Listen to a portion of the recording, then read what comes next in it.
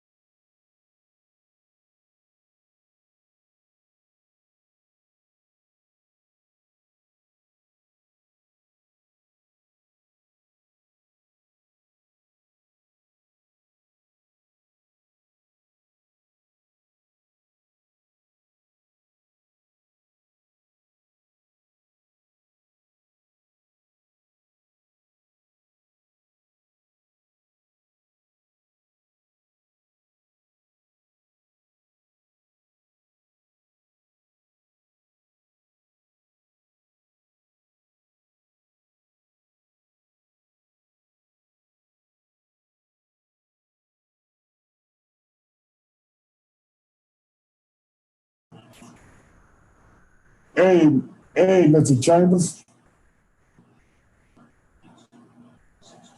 Hey, Greetings, how are you? How's everybody? Hey, pretty good for an old man. How you been?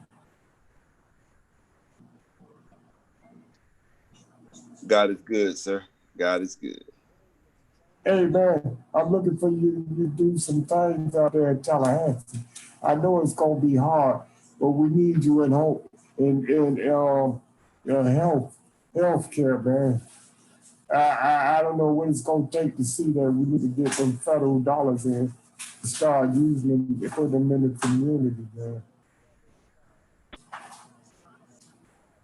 No problem. Send me an email to kevinchambers@gmail.com and we can chit chat about it after the meeting tonight. Okay. No, write the number down. 305-620 and 305-651-5155. All right, thanks.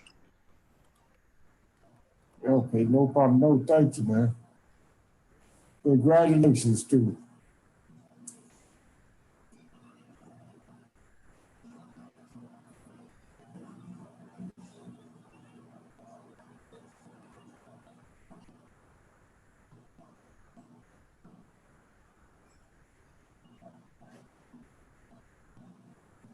Put me back on mute.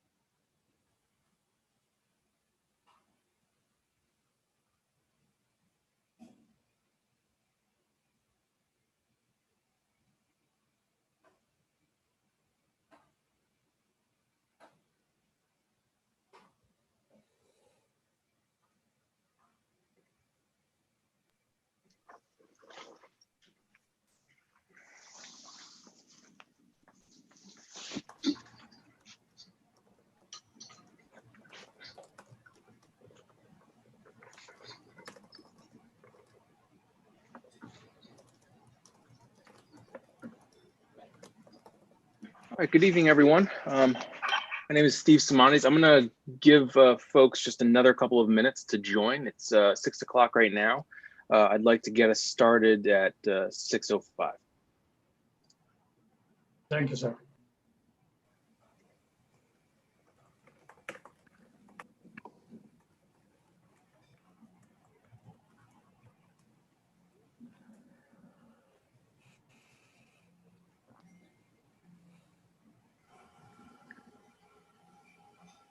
Hey, Christopher, can you answer the question by Jessica?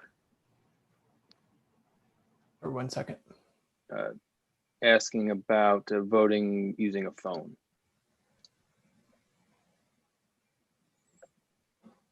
Hi, Jessica. If you're using Zoom on your phone, the Zoom app, you should be able to vote using the Zoom polling feature. If you're calling in from a phone number, you won't be able to do that and will have to record your vote through a voice vote. But if you're using the app, you should be fine.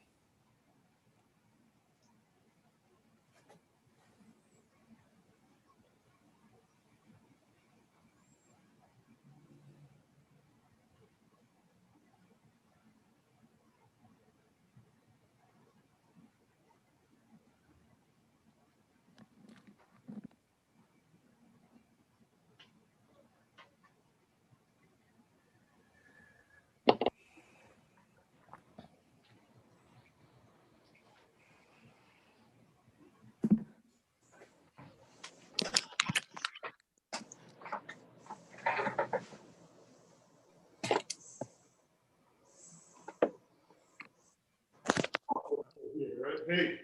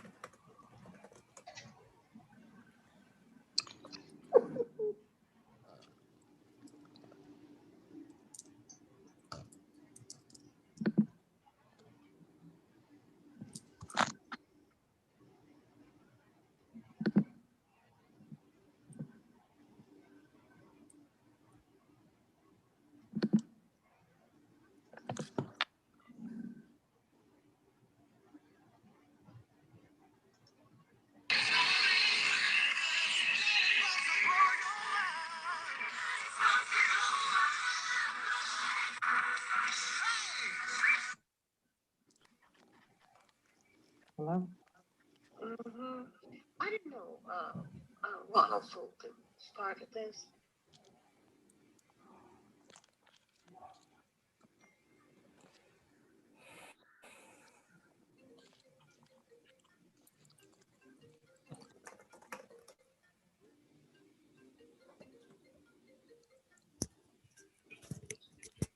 Hello? Mm-hmm.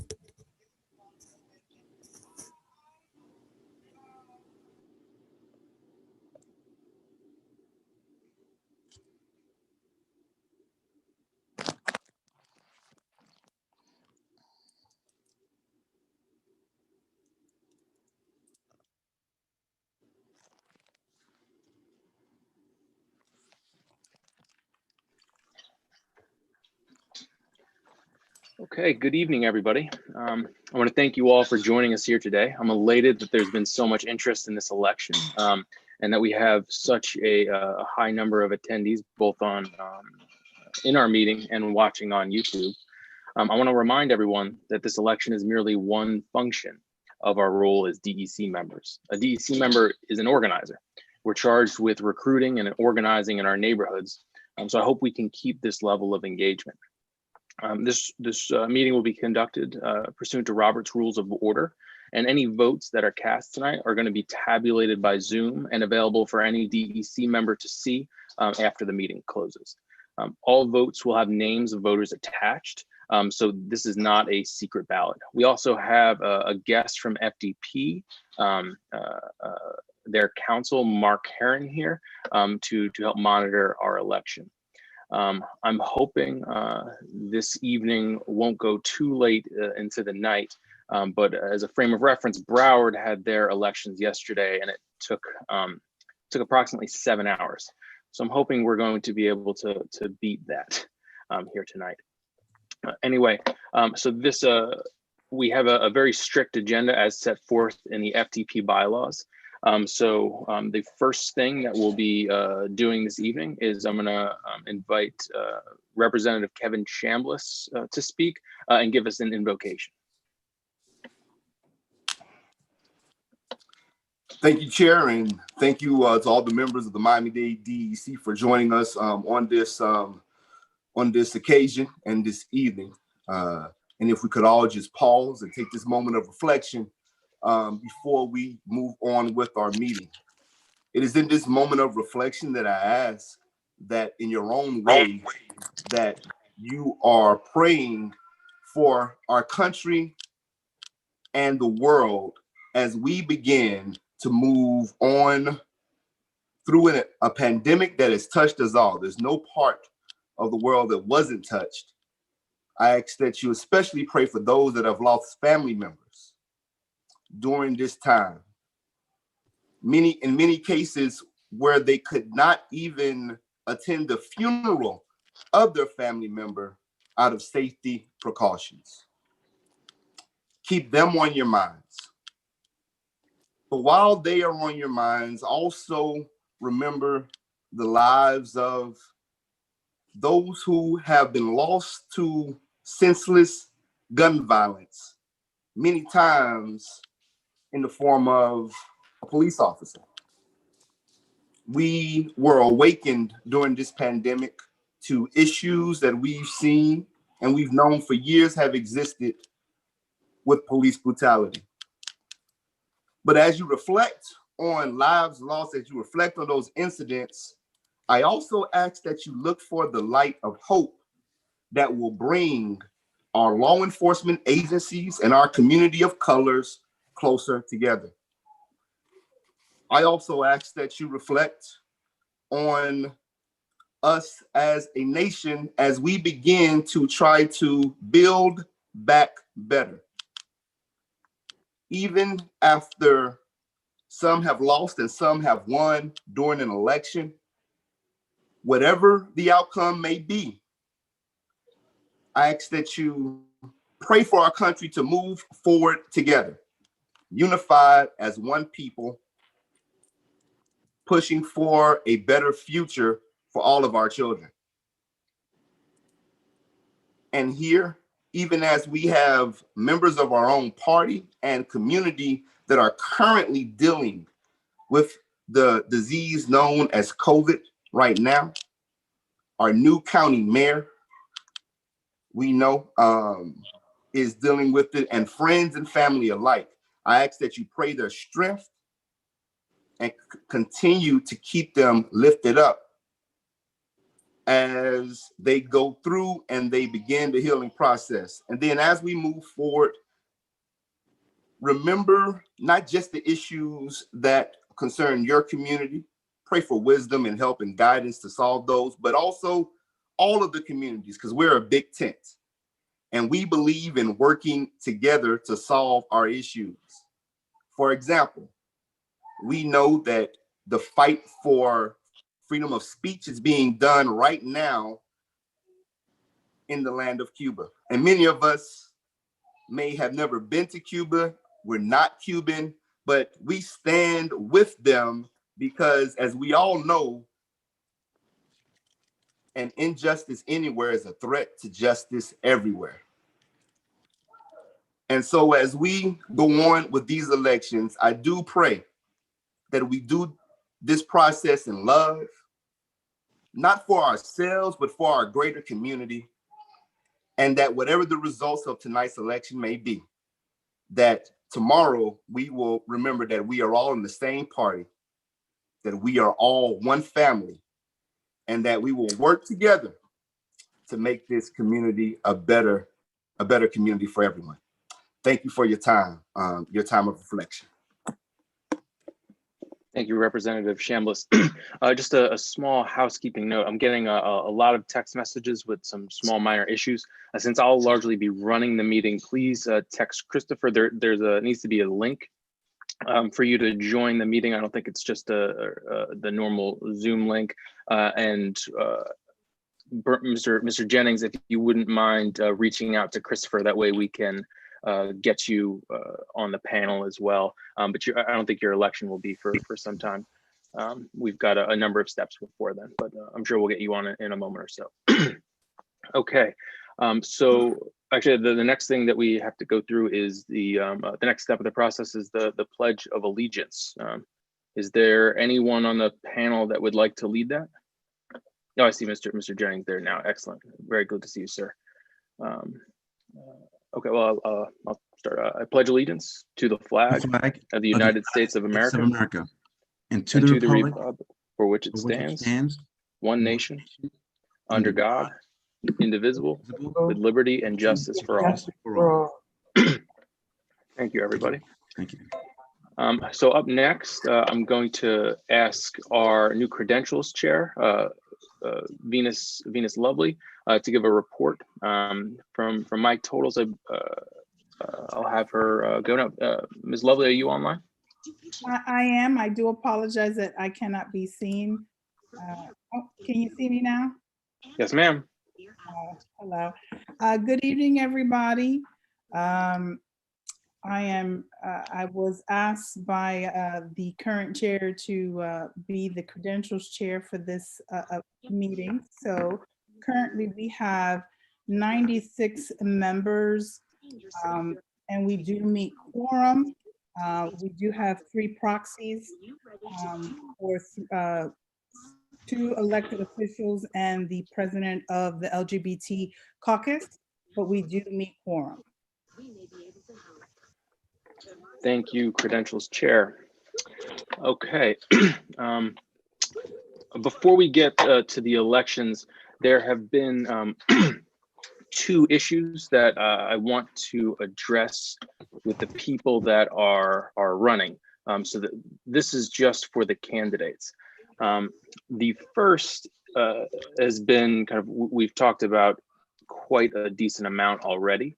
It involves the bylaw change that we had made back in September and ensuring that this body was in compliance with FDP bylaws. In order to do that, I proposed a solution to FDP and their rules and bylaws chair, who approved of my recommendation. That recommendation was permitting any members that had qualified for their race back in August to be able to vote in this election. The reason why we did that, and it's fairly complicated, but I'll try to sum up as quickly as possible, is because we had transitioned to a district system and attempted to work with FDP to change their bylaws to make our district system more representative of our county. And they ultimately wound up doing so, but in doing so, it was done too late for us to adjust to our election. So essentially, the recommendation that I made was to keep into the spirit of both FDP and the Miami-Dade Democratic Party bylaws to permit those qualified members to vote, because had we been in compliance with FDP bylaws during the election, all of those members would have been able to vote. So does any candidates that is running today have an objection to me including those qualified members? I would repeat, does any one of our candidates have an objection to me including those qualified members? Thank you. The other issue that was brought to my attention was that there are a number of clubs that had their paperwork submitted. By the way, Christopher, if you wouldn't mind muting everybody but me, just for right now. Thank you. So one of the other issues that was brought to my attention was that there were some clubs that did not receive certifications from the state due to a minor paperwork issue. It is my thinking that I do not want to disenfranchise those club leaders that work so hard for us during the election and not permit them to cast ballots today because of a minor paperwork issue up at FDP. So I would ask again, does any of our candidates that are running for election today have any objection to the inclusion of those club and caucus presidents where those results were not certified by the state? So I want to ask one more time, if any of the candidates have any objection to the inclusion of those club and caucuses that were not certified by our state. Okay, thank you. So how these elections are going to wind up going, I had detailed it in an email that Christopher had sent you all yesterday. So all declared candidates are going to wind up being considered nominated. So you do not need someone to nominate you. You do not need a second. You are already on the ballot. Now, we do permit floor nominations. So with regards to floor nominations, I would merely ask that a member raise their hand, or if they are currently a panelist, unmute yourself and state that you intend to nominate and then that person's name.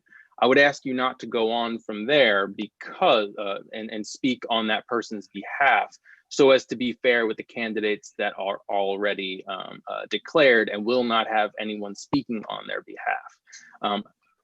All nominations from the floor will require a second. That person seconding, I would also ask the same courtesy to just merely second the nomination and not add any explanation along with it, again, because all of the declared candidates won't have the opportunity to have, again, someone speak on their behalf right before the election. Furthermore, with regards to nominations, pursuant to Robert's Rules of Order, I will be asking 3 different times whether or not there are any additional nominations from the floor. So with that, we can proceed to the election for chair. I am the declared candidate so far, but I want to open up the floor to any nominations. Are there any motions to nominate somebody from the floor?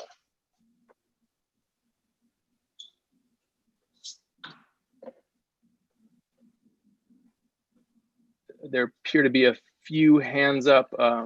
Caroline Williams.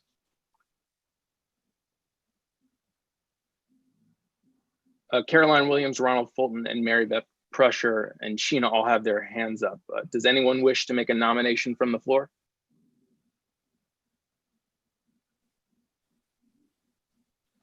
Joe You can Robbie? also- This is Sheena. How Sorry, about I Joe just, Robbie? I'm not sure if Mr. Robbie is eligible, Mr. Geller.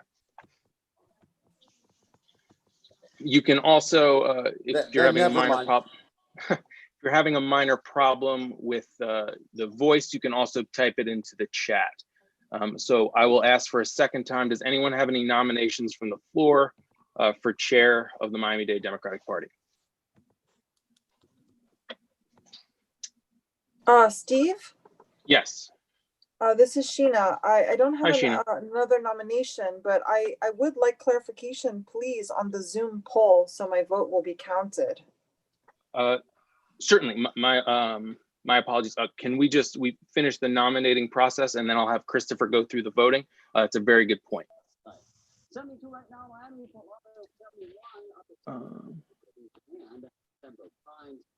Ms. Williams, you cannot hear. I'm not entirely sure what to do about that. I haven't gotten any other complaints about the hearing, so I don't believe it may just be some issue on your end.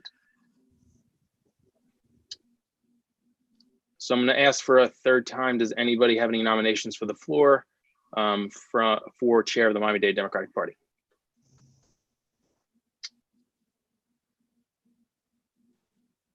Hearing none, I'll ask for a motion to close nominations. So moved. Moved by Mr. Byatt. Is there a second? Second. Seconded by Mr. Geller. I have an unreadiness, please. I'm sorry? I have an unreadiness. I'm looking in the chat and there's several people that say they have no sound. They can't get in or something like that. Just maybe we should pause for like 30 seconds to give an opportunity for everyone to feel like they're participating. Sure. Again, I believe it's only Ms. Williams that's Okay. stating that her sound isn't working. Okay, no problem. I can. I'd just rather us correct it than have complaints later. We got enough complaints going around, right? I just asked her via chat if she has a nomination from the floor. Steve? Okay. Yes. Mr. Chair, there are a couple of people who are calling me with trouble getting in. Sure. I raised that Sure. unreadiness because I had a couple calls too, just to make Certainly. sure. I'm sorry, Mr. Mr. Jennings, Chairman. so let's I apologize for interrupting, Mr. Chairman. No, you're fine. So if everyone's fine, we will hold off on the third call for nominations for chair. And let's, if everyone doesn't mind, let's briefly recess for, let's say 5 minutes, and we can reconvene at 6:27. Right. That's going to be a firm 6:27. So please be timely on the way back. Very good. Thank I you. nominate Mike Abrams.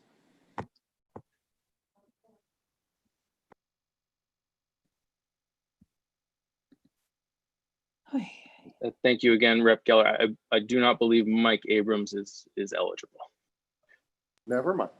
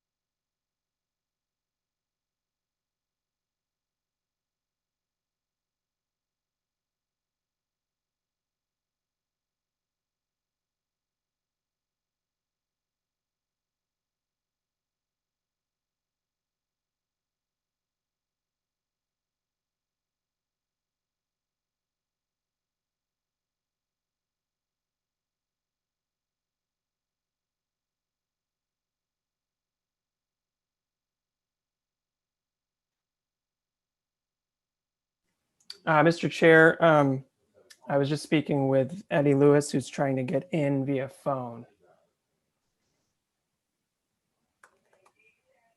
Sure. Do we have a dial-in number for him? Yep, I just gave him one.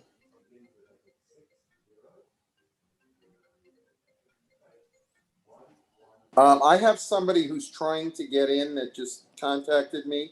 Can I send my link to them, or do you have to send it? It's better if they register and use the confirmation email. I could go to his house. He lives close to me. Who? Caroline Williams. I live close to him. Him who? Eddie Lewis. Oh, it wasn't Eddie Lewis who was trying to reach me. Okay. It's Jacques Despinoz from the Haitian I Democratic could go to Party. his house too. Well, he's not at his house. He's at Rosalind's house. I got you. Okay. You know Rosalind? Nope. She's the vice president, and he went to her house to try and get on, and they just, I had to send him my link. I had sent him the other one. Rep Geller, I believe the issue might be that the in terms of the links, they only went to the club and caucus presidents who are the voting members. That's likely why. So we've asked, so the only people that are supposed to be in this room right now are voting members, and all. Well, he's a club president. Oh, okay. I thought you had said he was the VP. Who was a president. It does He's also the president, and he went to the vice president's house to get it done. It does also appear that Aya Hamza, the chair of the Teen Dems, is having trouble getting on as well. She says she's clicking the link, but it keeps sending her to registration. That happened to me like 6 times, where I couldn't get past registration. You might suggest to them that is Aya a man or a woman, a boy or a girl, whatever. Teen Dems, male or female? No. Pardon? Aya is a woman. Okay, you might suggest to her, now that I know the pronoun, that she try turning off her device and rebooting it. That's what I finally had to do after mine got locked into sending me to the registration page. Aya is in though. She's she's in the chat, isn't she? You wouldn't be able to. Maybe trying to join from a second device. Maybe that's the issue. Yeah, I mean, we're only allowing people to join from one device, I believe. Oh, I understand. She's trying to switch her laptop.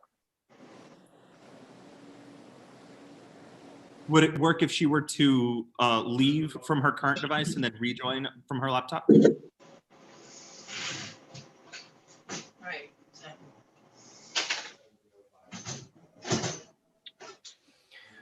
I just want to say that there are a couple people who registered at the last minute, and the registration is not an automatic approval. I actually have to approve people. So and I've just done that for several people who registered at the last minute. So if you are in touch with anybody who's having trouble, they should check their email. I want to just extend our recess just a bit longer. My apologies to everyone for the minor technology issue. So let's reconvene at 6:35, and hopefully everyone will be able to get logged on at that point. Christopher, I just texted you a phone number for Rosalind Philippe. If you can guide her through, the president will be at her house, but if you can figure out, just call her and tell her what to do. Okay.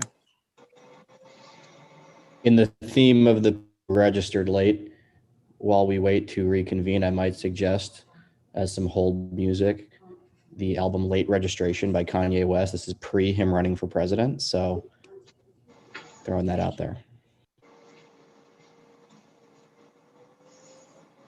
Can we also be a little clear? I'm a little confused. I mean, I came on and I have a lot of experience going to DEC meetings, and I'm very unclear as to how, when someone asks for objections, we object. We must raise our hands and wait to be told we can object.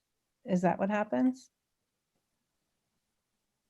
Yes, that's kind of what we had done in the past.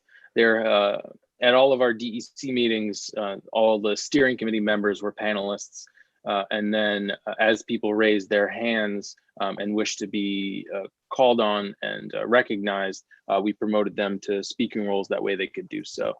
So we're conducting the election meeting just as though as we've conducted all of the previous Zoom meetings that we've had at the DEC. I'm sorry, my recollection is that I saw everybody at DEC meetings, that I had several pages of people and got to see their faces, and people got to say, hold on a minute, so-and-so was trying to speak. I think they didn't realize, you know, or whatever. I just find it a little bit off that I have to wait and hope somebody notices my raised hand. Okay, whatever.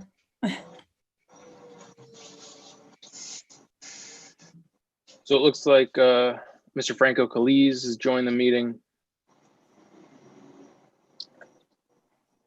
Excuse me, Steve, or Chris, whoever, I have a question about that also, because I want to see the participants and I only see 2 pages. Yeah, but it says that there are 104 participants. Correct. So this is, I'll let Christopher kind of get into, Chris, are you on the phone right now? No, I was just trying to reach Sure. Rosalind Philippi. Sure. I mean, so what we're in right now is called presentation mode, because we have so many people on the Zoom, and many people don't have speaking roles, just to make sure that there's no loose mics just adding noise. Just like the previous DEC meetings, as I stated, some people are just members of the meeting and they'll be able to vote and raise their hand. And once they do, they'll be recognized and we can move forward from there. Like I said, Ms. Wright, exactly the same as all of the DEC meetings that we've had via Zoom so far this year.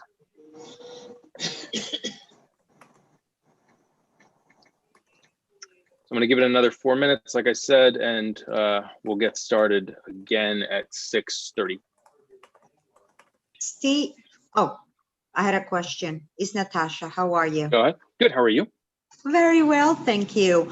How are you going to know when we get into the voting, how many people vote, if it's going to be 50%, et cetera, of those votes? My question is, when we did the Hispanic caucus one, there was kind of a limit when people could join the meeting, so all the votes were counted correctly. Are you doing something like that on this election? Yeah, so our type of account permits kind of unlimited ability to conduct votes. So we're not going to have an issue like that. We've had meetings of similar size and had votes counted successfully. Furthermore, just want to make sure that everyone is aware of this. Well, I think it was in the information that we had sent out yesterday, but this is, you need a majority vote in order to be elected in all of these races. So that means that if there is not if someone does not cross the 50% +1 vote margin, it will go to a runoff with the top 2 people.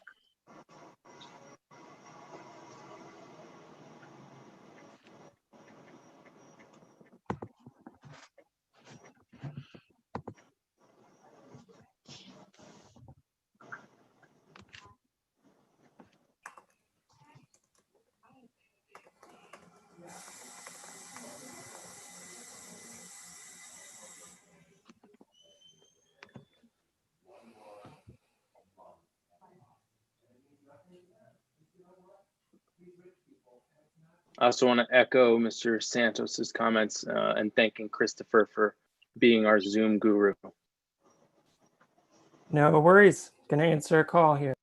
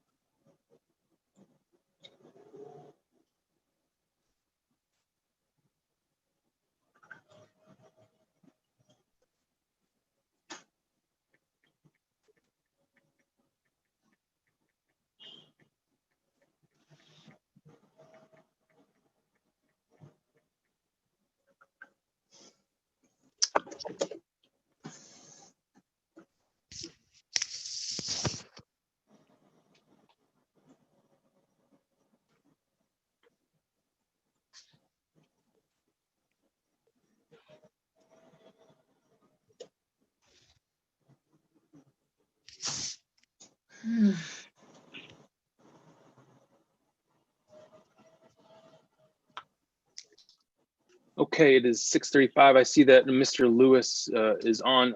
Mr. Lewis, did you have a nomination from the floor for chairman? Yes, I did. Can you Go hear ahead, me? sir. Yes, sir. Yeah, I'm gonna nominate myself. Wait, thank you, sir. Is there a second for Mr. Lewis? A second. This is Deborah. Seconded by Ms. Deborah Wright. Okay, Mr. Lewis, you have the floor and you have 2 minutes. Okay. Thank you, fellow Democrats. You know, this is the time that we must come together in this party. I've been a member of the DEC for over 37 years, and this is one of the lowest points as I've seen us at. We need better leadership. You got to stop telling us. You got to tell the state and the national they do not send people down here to run our elections. We got people in locally that can run our elections, and we can do something better for our party than they do. I'm sick and tired of coming down here, getting money and stuff, taking money and do something else with it instead of putting it in the neighborhood the way we can get more votes and stuff. We're a Democratic county, and we should be able to get some good Democrats in here to run for these offices. So the chairperson of the DEC has to get off his fanny and do some positive things and stuff. And I'll guarantee you, I'm not in nobody's corner. I have no favoritism for anybody. So I speak from the heart, and I'm telling you, we need new leadership, and I think I can do it. Thank you, Mr. Lewis. And my apologies. I believe we had closed nominations, but we wanted to extend it because I thought Mr. Lewis might want to do a floor nomination. So I would ask again, is there a motion to close nominations? So moved. So moved. Moved by Mr. Bide. Is there a second? Second. I didn't see who seconded. Chevron. Seconded by Mr. Chevron Jones. So nominations are closed. So the candidates will be Mr. Lewis and myself. I want to thank Mr. Lewis for nominating himself and for his speech. So in terms of what we've done with the parties, had some pretty amazing accomplishments this cycle. We had the largest field operation in the entire state. That field operation paid hundreds of local organizers up to $20 an hour to engage in their neighborhoods. And it was because of that operation and our massive vote by mail campaign that helped us set a Democratic record for turnout here in Miami-Dade County. And it was that historic turnout that enabled us to elect the first woman mayor and the first Democrat in 2 decades, Mayor Daniela Levine Cava. I want to thank the mayor for her endorsement. And I also want to thank the other elected officials that have endorsed me, like Commissioner Nikki Freed, Mayor Dan Gelber, Clerk of Court Harvey Rubin, Senator Chevron Jones, Senator Jason Pizzo, Senator Tadeo, Representative Geller, Representative Christopher Benjamin, Representative Duran, Representative Grieco, Representative Kevin Chambliss, Commissioner Higgins, School Board Member Luisa Santos, Commissioner Russell, Commissioner Richardson, and Commissioners Flormond and Joseph from North Miami Beach. I'm also running with an amazing slate. That includes Maria Elena Lopez, who's amazingly devoted and hardworking. She ran payroll for a giant operation, and her advice has been invaluable.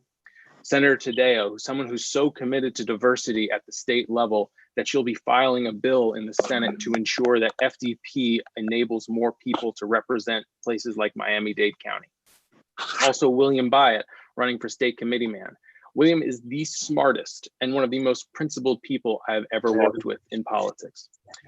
Additionally, Robert Dempster, another amazingly hardworking member of our team. He was involved everywhere. He helped with outreach. He was our elected secretary. He was the vice chair of our endorsement committee and chair of our campaign committee. And Dan Royals, who volunteered countless hours and ran our phone and text banks. He was invaluable. The man spent countless hours coordinating club efforts and did a fantastic job. To Evan Shields, running for treasurer, he set up he set up a program that permitted folks to drive others to the polls that couldn't reach them. It wasn't an official role; it was just something that he stepped up and did. And Nico Molina, for secretary, has been an amazing volunteer, participating in phone and text banks and postcard banks, and has earned a leadership position. So I'd ask not only that you vote for me, but also the rest of my slate later in the meeting. Thank you so much. Christopher, would you put up the vote, please? The names would be myself and Mr. Eddie Lewis.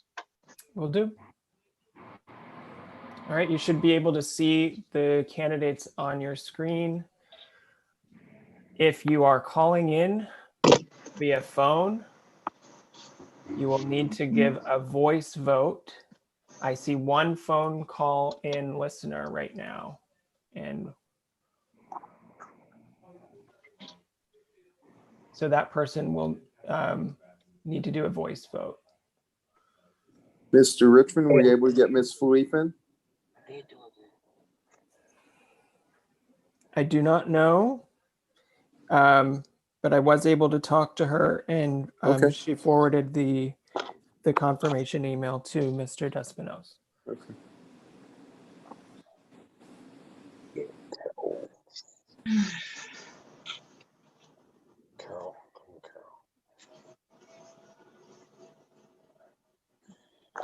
Okay, the poll has been open for a minute. Where is it? Christopher, I think we should leave the poll open a little bit longer. Oh, there it is. In Okay. these circumstances. Yep, absolutely. I see it. Just want to make sure that everyone gets a chance to vote and there's no issues.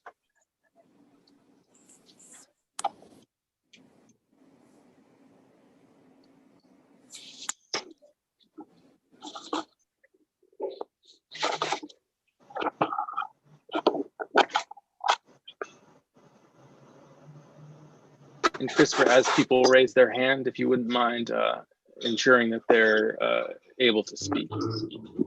Yep, absolutely. Why don't we keep the voting open for another minute, and then we can close.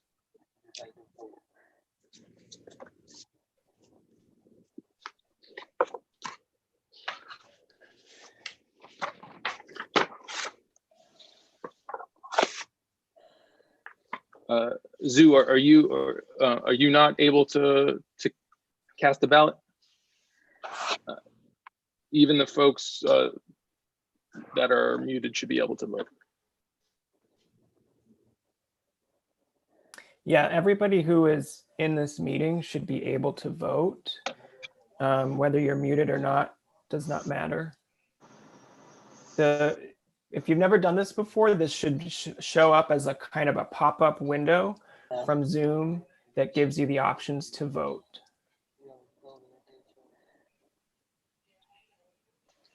Okay, I'm going to give it another 10 seconds, and then Christopher, if you wouldn't mind tallying or having Zoom tally the ballots. Okay.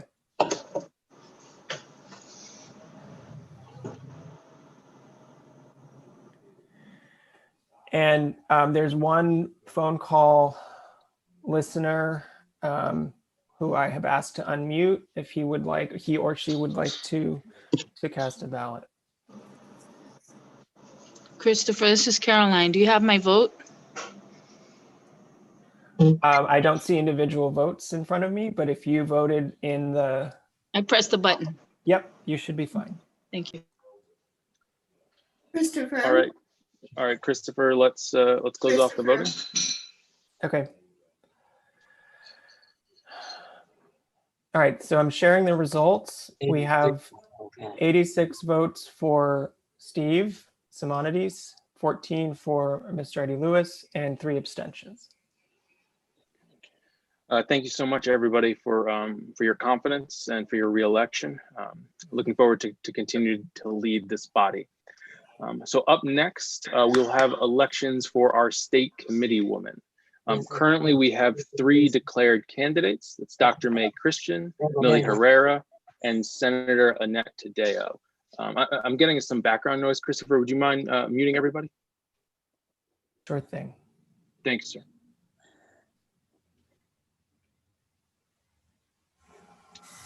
Okay.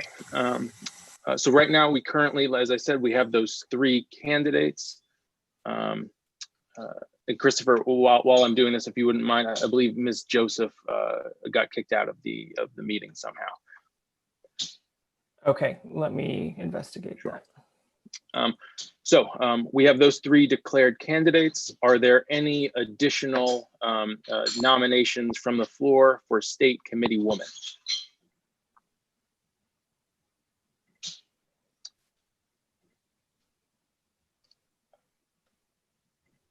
If you're not, Janet Reno. Thank you, Mr. Geller. Again, I do not believe she's currently eligible. Never mind.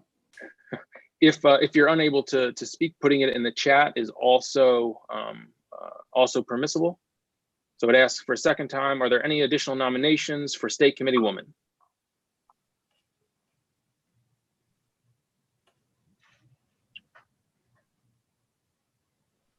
For a third time, I would ask, are there any nominations for a State Committee Woman? I have a motion from Jessica Garafola to close the nominations. Is there a second? Second. Seconded by Mr. Geller. So we can proceed from there. Dr. Christian, you have 2 minutes for your speech. Can you hear me? Yes, ma'am. All right. My name is Dr. May Christian, and I've been a part of this party since I was 18 years old. I've seen them go. I've seen them come. I marched with the Civil Rights Movement in 1965. I was with John Lewis on the bridge in Selma. I am very upset about a lot of things that's been happening with the Democratic Party as it relates to the lack of responsibility from our previous state committee person, at both on the male and female side, and the Democratic Party as well. I didn't never think, and now I'm considered to be the troublemaker as an African American because I read my bylaws and I knew we shouldn't have ever got rid of the precinct committee people. I'm here to help straighten out this party and do true leadership and representation. And some of us, whether we're Hispanic, Haitian, African American, or other, we got a right to be at this table and be inclusive. I challenge the process that we've been caught up under that has caused a whole lot of people to be disenfranchised in this party, and we need some change. I am Dr. May Christian, and I ask for your vote. Thank you. Thank you, Dr. Christian. Ms. Herrera, you have 2 minutes, ma'am.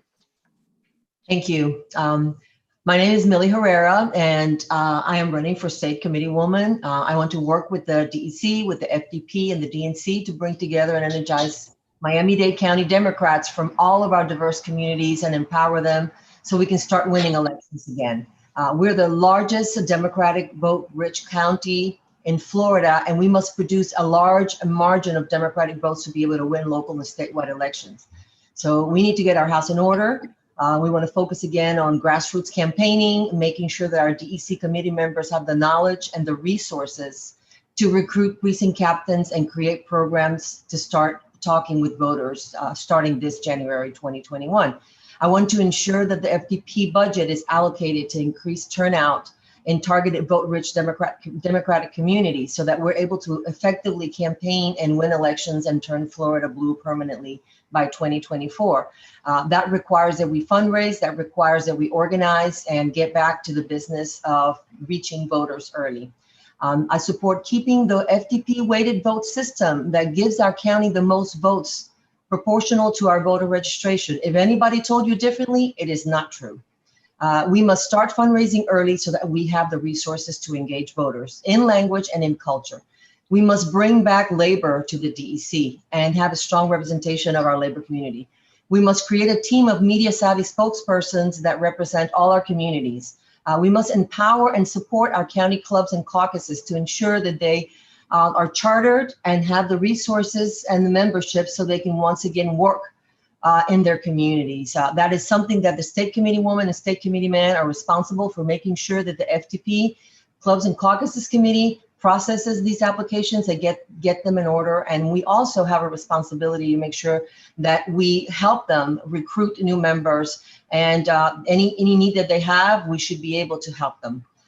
We must work together to regain our lost congressional and state legislative seats and elect a Democratic governor in 2022 and re-elect Joe Biden and Kamala Harris in 2024.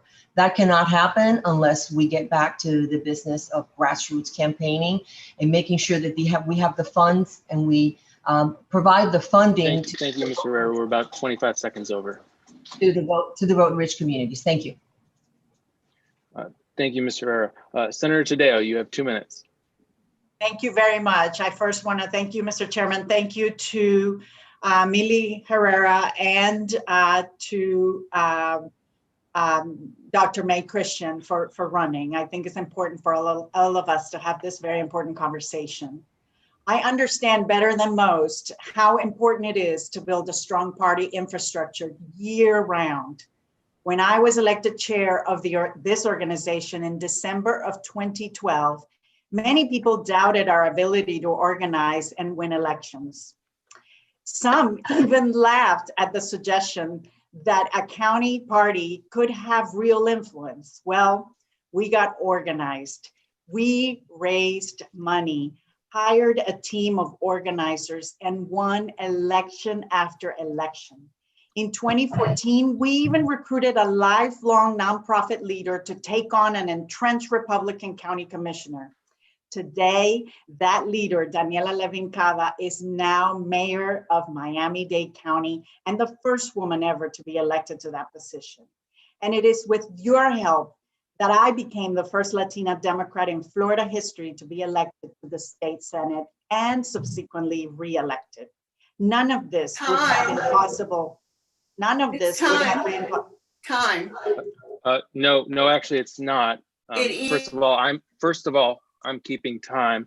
It's been 1 minute and 26 seconds. Please do not interrupt any of the speeches. Thank you. Senator Tadeo, you can continue. You've got 30 seconds left. Additionally, I had given Ms. Herrera an additional 20, so you can take approximately another minute. Thank you so much, and my apologies for the interruption. Thank you. None of this would have been possible without a strong county party, but this year was devastating. We lost many good public servants across Florida, especially in Miami-Dade. This could have been avoided. For the past 2 years, as your state committee woman, I have been a vocal critic of the lack of attention and investment in communities of color across the state and on how decisions are made at the Florida Democratic Party. While most stood quiet to get along, I stood up and fought. We need more people that are willing to speak the truth, even when it makes our friends uncomfortable. I know how to win, and I am ready to roll up my sleeves and continue doing the hard work. And yes, I am a sitting senator, but I know that we need at the table everyone from grassroots to electeds. Most electeds don't want to do this because, as you can see from the emails, it can be pretty nasty. But I'm willing to do the work, just like I'm willing to raise the money, giving over $100,000 to candidates just this cycle alone. Thank you, Senator. Thank you. Okay, Christopher, we can throw up the vote now, please. Excuse me. Okay. Excuse me. I have a question. I have a motion. This is Sir Deborah Wright. Thank you, Ms. Wright. We're proceeding to a vote right now, though. We cannot proceed. I would like you to hear my motion because Senator Tadeo is not allowed under our bylaws, Article 2, Section 1.3, to run for office in the County Executive Committee. I'm sorry, I'm not following you. There's common misconception that elected officials are automatic members. It states so in Section 1.5, Article 2, Section 1.5 says that elected official membership is equivalent to automatic membership as set forth in Article 2, Section 1.3. And Section 1.3 states that automatic members shall enjoy all privileges and responsibilities of membership, including the right to vote on county executive committee business, but shall not be required to comply with attendance requirements. Thank you, Ms. Wright. I'm familiar with the section. I can address the issue here. Please, for the membership, could you please allow me to? Sure. Shall not be required to comply with attendance requirements, shall not be computed in determining quorums, and shall not be eligible for party office within the county executive committee. Thank you so much for pointing that out, Ms. Wright.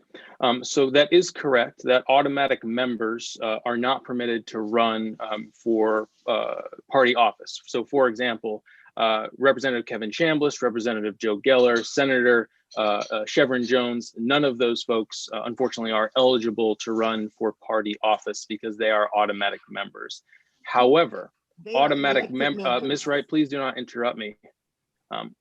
However, automatic members do have the ability to become elected members by filing their paperwork with the supervisor of elections and then running for election in August, which is exactly what Senator Tadeo did.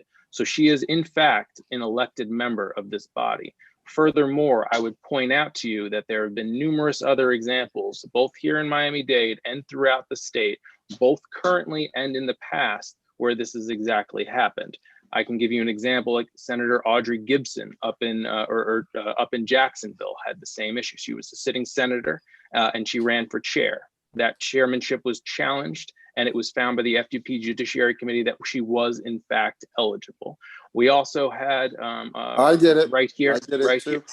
We also had Representative Joe Geller. He was the chairman of our party while he was a sitting elected official. Additionally, we had our beloved chair, former Senator Dwight Bullard, who was also an elected senator while he was chair and ran for election while he was chair. So your objection is noted and denied. Christopher, can you please put up the for the question. Okay. Understood. Christopher, please put up the vote. I'm calling for the question. There is no vote on the table, Dr. Christian. So there's no necessity to call for the question. No, I'd like to respond to your response. Sure, go ahead. First of all, I'd like to make an inquiry. Number one, Mr. Harris is supposed to be a representative for the Democratic Party. Now, I had a grievance against the previous election, and that's what they stated, because Senator Annette Tadeo was just a elected member, but then she ran for senator. Now, they put on record in those minutes that she was supposed to be getting, that she was to resign when she opened her account, and that she could not run if she was in her Senate seat. And nobody seemed to be able to find all that. Mark Howard was there. Ken Evans spoke to Christopher. He told him. So there's a question about her legitimacy. So I don't think this election for the state committee, the woman, should be going on, because you told me you was waiting on a response from the Florida Democratic Party. And who is going to respond to you? She cannot run. And if you get the minutes from Ken Evans, it's written and it should be documented. Thank you, Dr. Sure, go ahead, Mr. Burton. Okay, in 2019, just so everybody knows, Mr. Mark Burton is the general counsel for the Democratic Executive Committee. Thank you, Mark. Go ahead. In 2019, this identical issue was raised before the FDP Judicial Committee, and the identical issue as to whether Senator Tadeo was permitted to run for state committee woman as an elected senator, and they determined that she was. As the chair pointed out, she is an automatic member by virtue of her elected position, but that does not prohibit her or forbid her from being an elected member, which she was then and is currently. And in fact, I'm reading from the FDP's 2019 decision on this issue. It says here, while members of the Florida legislature are deemed automatic members of the DEC, that status does not negate or trump Senator Tadeo's rights, duties, and responsibilities as an elected member of the DEC.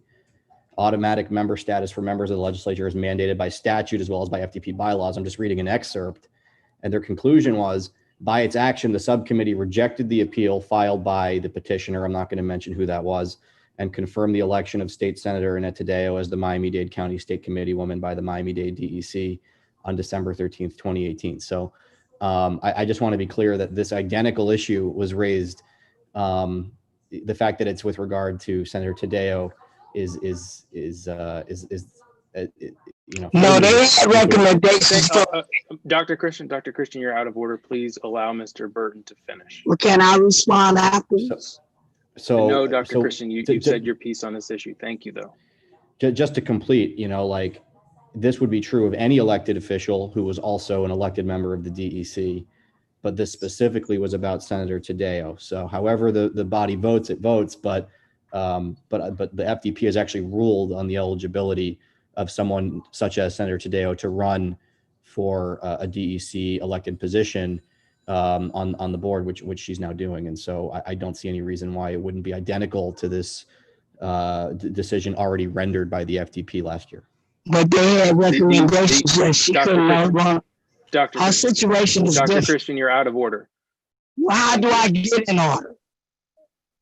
So in this instance, the bylaws seem, and the previous opinions by the Judiciary Committee, as well as past precedent, including right here in Miami-Dade County, seem extremely clear to me that Senator Tadeo is eligible for this election.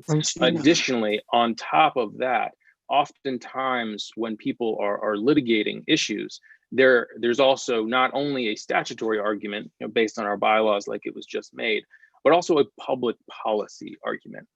And this is where I think an argument that's extremely strong, because we want our elected officials to buy into our party. We want our elected officials to participate in our party, which is exactly why the bylaws are written the way they are, to permit elections like this. So I thank you all for pointing this out. I would also remind everybody that you are more than welcome to file a grievance with the Florida Democratic Party and pursue it through that route. And I appreciate your concern, but Christopher, if you would please put up the vote, that way we can proceed with our meeting. Okay, I just launched the poll. You should see the poll in front of you. It's a pop-up window as before.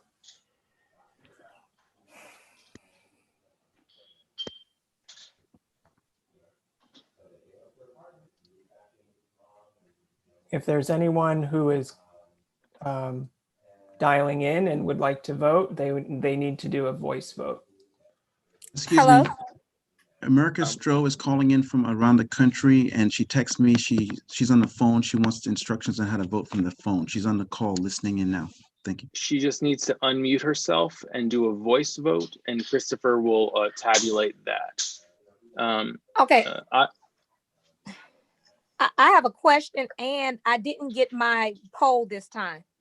The first time I did get it, but it didn't pop up this time.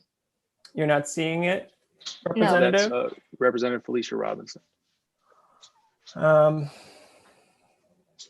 Maybe is your Zoom screen in full screen right now? Sometimes if you go out of full screen, you can see the window again, because it actually is slightly a separate window. Okay, let me see. No. Okay. Don't see it.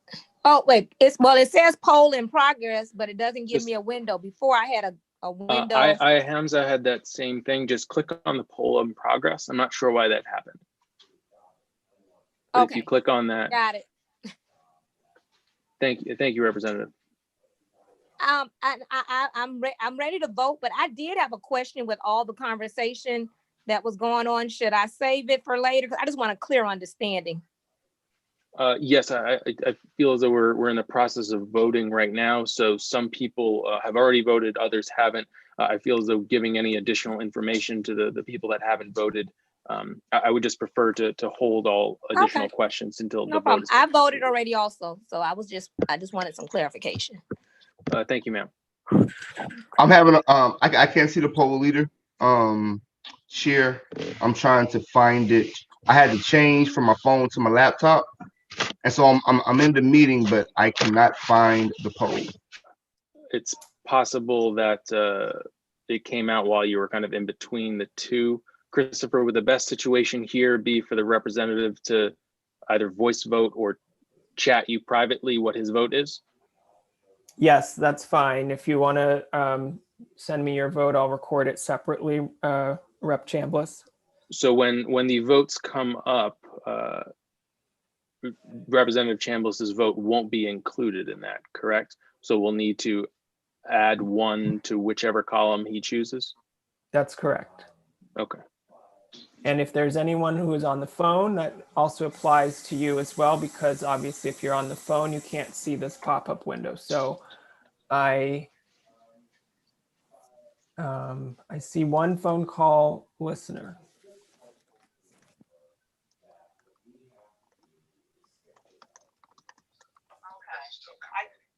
I did the pandemics was one I really wanted to be on because as mayor, I've had to deal with floods, hurricanes, mass shooting, and a pandemic. So I'm like, listen, I can tell you what worked on the ground and what didn't work on the ground. And then the agriculture, environment, and flooding subcommittee, and then the tourism, infrastructure. And Chris, if you wouldn't mind muting everybody, just so we don't have to hear that phone conversation. Yeah. All right, I'm going to keep the vote open for another 30 seconds. Mr. Chair, Kayla Cartwright mentioned in the chat that if someone's on the phone, they might not be able to unmute themselves to voice vote. Christopher, I believe that there's a key combo that they can put in to unmute. Do you know what that is? I do not. What Jessica Garofalo just said is correct. It's *6. Oh, *6. Okay, so if anyone is trying to unmute from the phone, thank you, Jessica. Hit *6. Hey, Christopher. Yes, sir. A guy by the name of Damian Gregory, he has a big problem getting on. His number is 305-323-0113. I'm sorry, can you say that again? Somebody was actually calling me while you said the phone number, so I missed the phone number.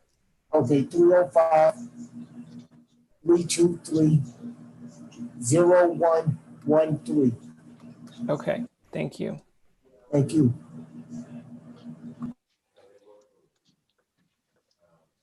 Okay, everybody, another 10 seconds.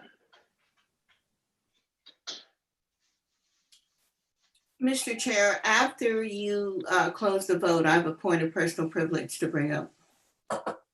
And we'll close the vote with that. All right, I'm going to share the results. There are 4 votes for Dr. Christian, 31 votes for Millie Herrera, 70 votes for Senator Tadeo, and 2 abstentions. Congratulations, Senator Tadeo. Yes, Ms. Judd. Congratulations, Senator Tadeo. I'm acting as the timekeeper here. And as I said, to be clear to everybody, Ms. Judd is not acting as the timekeeper. I'm But saying like I as my own personal timing of what is going on here from the very beginning, this is not being fair to everyone. And we need to cut it out. Be fair, that's all I'm asking.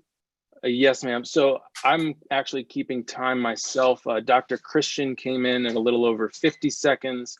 Ms. Herrera, I gave her to just over 2 minutes and 20 seconds before I interrupted. Ms. Tadeo was interrupted at 1 minute and about 26 seconds. And she wound up going, I believe her entire thing was just over 2 minutes and 25 seconds. So I gave her an extra 5 seconds because she was in fact interrupted. This meeting is being recorded and it's on YouTube, which also keeps track of the time, and all of those times will be reflected there. But thank you so much for your concern.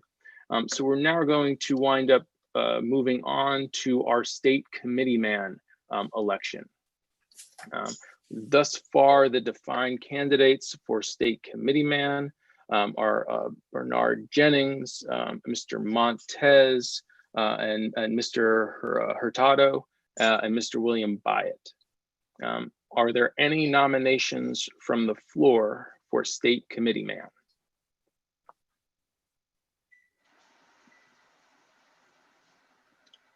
I would ask again a second time, are there any nominations from the floor for state committeeman?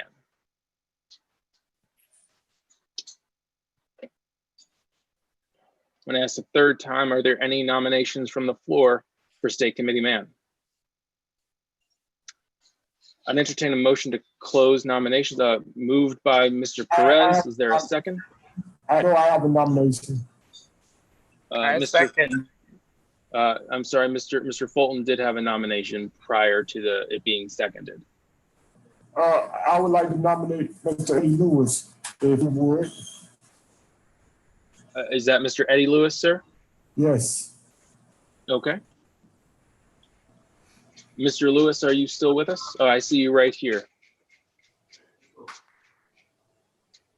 Mr. Lewis, would you like to, actually, I mean, is there a second to that nomination by Mr. Fulton? Mr. Lewis, you can second that nomination if you'd like. You're muted. Seconded by Dr. May Christian. Mr. Lewis, are you there?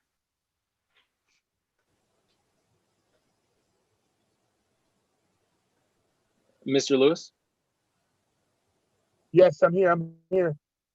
Would you like to, you've been nominated for state committee man. Would you like to accept that nomination, sir? Yeah, go ahead. Yes, yes, I would. Thank you very much. Excellent. Well, you have 2 minutes, starting now. So the state committee man is very important for our committee here in Dade County. He will be the ones up there in Tallahassee that filter the information back down to us on what we're doing here. And I think from being in this party for so long, we need somebody that can really filter the information back correctly before we move on to do anything and stuff. And I accept my nomination for this position. And thank you guys. And let's vote from your heart. It's the people that's going to do right. Thank you very much. Thank you, Mr. Lewis. Mr. Jennings, are you ready? Good evening, everyone. You have 2 minutes, sir. Good evening, everyone. My name is Bernard Jennings. I'm a longtime member of this DEC. I started off my career in the DEC as the executive director under the leadership of Charles Dussault. At that time, we had 250 DEC precincts filled throughout the county. At the end of our tenure, we had 1,200. I believe that was the largest count of DEC members in precincts throughout the county at the time. I'm very active in the community. I'm president of the Biscayne Gardens Chamber of Commerce and various other organizations. The role of the DEC committee man is to serve as a liaison and ombudsman, perhaps, between the 30 clubs and caucuses throughout the county. Our job is not to be in the bully pulpit and decide what we want as the committee man. We have a chairperson that is in the bully pulpit position.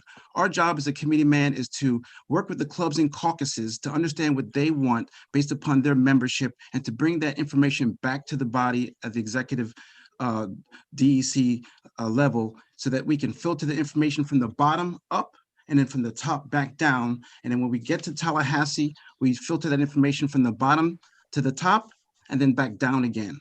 It's not about what I want for the party, but what you, the people of the DEC, want for the party in the groups and the caucuses and as individual members. I like to be representative of this organization because I'm fair and impartial. I have training as a Florida Supreme Court mediator, and I will be able to be impartial in my judgment as I sit to vote on issues throughout the tenure of this position. I want to thank everyone so much for endorsing me. I have endorsements for dozens and dozens of past and present elected officials throughout the county. I've got support from individuals throughout the state of Florida, and I'm going to use my best integrity to make sure that this is a fair and impartial position so that all people are served within this community. Thank you so much for your vote in advance. My name is Bernard W.H. Jennings. Thank you, Mr. Jennings. Mr. Hurtado, you have 2 minutes, sir. I'm Daniel Hernan Hurtado. Mr. Hurtado, we can't hear you. We could hear you at the start, but then your microphone sounded like it did during the forum. What? I just think my whole one channel. Mr. Lewis, if you would mind, thank you, sir, for muting.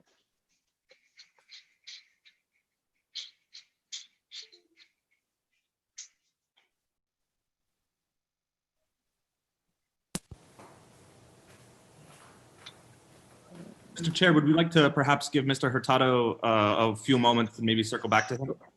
Sure, we can do that. Mr. Montez, are you ready, sir? Mr. Montez, you're currently muted. Yes, sir. How are you doing today? Doing very well. You have 2 minutes, sir. Okay, good evening, everyone. My name is Felix Montes. Graduated at Miami-Dade College, AA degree in business administration. I have participated in 2007 in Florida Democratic Party convention, like delegate with the Hillary Clinton campaign. I received the training from National Democratic Training Committee, like fundraiser, phone call, field organizer. In 2020, I participated in Biden-Harris campaign. I make a phone call, pool washer, protect to vote. I'm real estate right now. I hold my license, community association manager. I am council member for District 8, Miami-Dade County. I am community commitment in District 8 for Democratic Party. I believe everyone has the right of the liberty and justice in the United States of America. I believe everyone needs to be prepared and receive training now. We don't have to wait until the next election starts. We have to start now to prepare and receive the training for everyone. I would like to organize our community or state or nation, mobilize the new voter and elect more Democrats.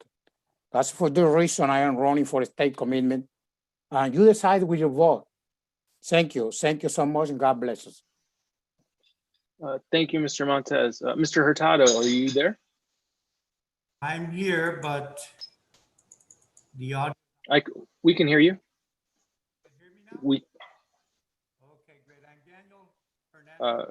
I'm running for. We can't hear you anymore, sir. Sir? Yes. Can you hear me now? Mr. Hurtado, we cannot hear you. Hold on. Mr. Byatt, would you want to go now? I would be happy to, yes. Sir. Yes. 2 minutes? Yes, sir. All right, well, thank you, Mr. Chair, and congratulations to both you and Senator Tadeo on your reelection. My name is William Byatt. I'm running for state committeeman to take power away from a centralized few and put it where it belongs, in your hands. I do not mean this in some abstract way. It is my intention to ensure that the next time we vote for members of the state executive committee, that there are more than 2 seats available. Every single one of you deserves a voice and a vote in the Florida Democratic Party. When we run campaigns, you should be the ones telling the party what your communities need. When we write communication strategies, you should be the ones the party comes to asking what issues matter to your neighbors. When we choose our party's leaders, you should have a say in that decision making. Because the work that we do isn't about any one person or one community, it is about all of us, all of our communities. It shouldn't be in the hands of 15 power brokers that decide everything about our party. It should be in the hands of the 600,000 Democrats in Miami-Dade and the millions of Democrats in Florida. Just as I know that none of us will stop until we have secured good health care, dignified working conditions, and the fundamental civil rights we all deserve, I will not stop until the power and decision-making of the Florida Democratic Party is in your hands where it belongs. I'm asking for your vote for little d democracy. I'm asking for your vote so that next time this one seat just isn't that important, and together we can all make our voices heard. Thank you all, and thank you, Mr. Chair. I yield the remainder of my time. Thank you, Mr. Byatt. Mr. Hurtado. Can you hear me now? Yes, we can. 2 minutes, sir. Okay, I feel like I'm. Oh, Jesus. Mr. Hurtado, we cannot hear you, sir. My name is Daniel Hurtado, and I'm running for state committeeman. Mr. Hurtado. May I Sir? suggest that the candidate call in? There's Yes, an is option that- to call in. Christopher, would you be able to give Mr. Hurtado perhaps the phone number to dial in? That way he can communicate that way. Mr. Hurtado, before when you had turned off your video, we were able to hear you clearly. Would you want to try that? Okay, let me turn off the video. How about, hold on a second. It could be bandwidth. How about now? Can you hear me? I'm sorry, sir, we still cannot hear you. Christopher's going to send you a phone number so you can call in to make your speech.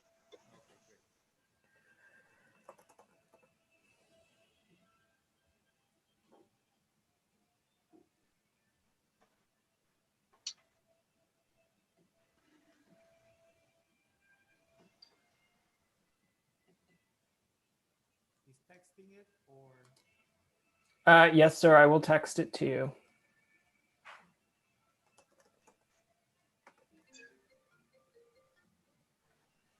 So you still can't hear me? We can hear you very faintly.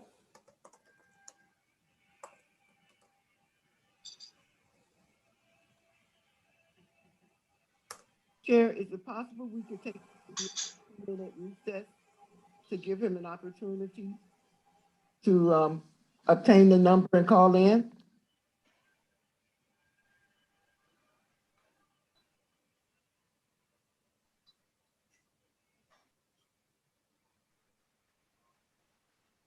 There is an option. I don't know on what platform the candidate is accessing Zoom, but there is an option next to the mute button. You'll see a little arrow, and if that is clicked, there should be an option that says switch to phone audio, and then it'll give a phone number. That should be true of any platform, although if it's a cell phone or something, it may be accessed differently. Mr. Hurtado, did you receive my text message?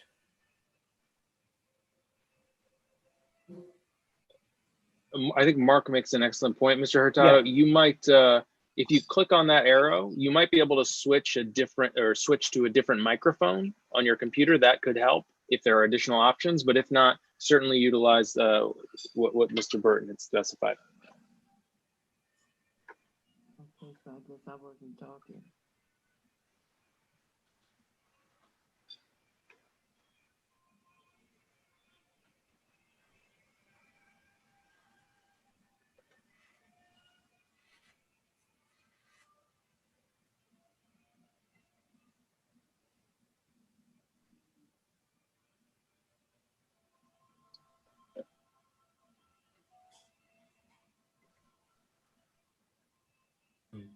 The problem may be this.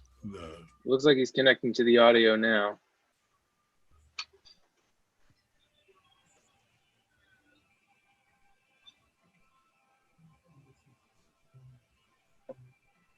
The problem may be that he's not selected the right microphone. If he goes to the bottom left corner where there's a mute button, Mr. Hurtado, you'll see the up arrow next to it. If you click on that, it gives you the option to select a microphone and select a speaker.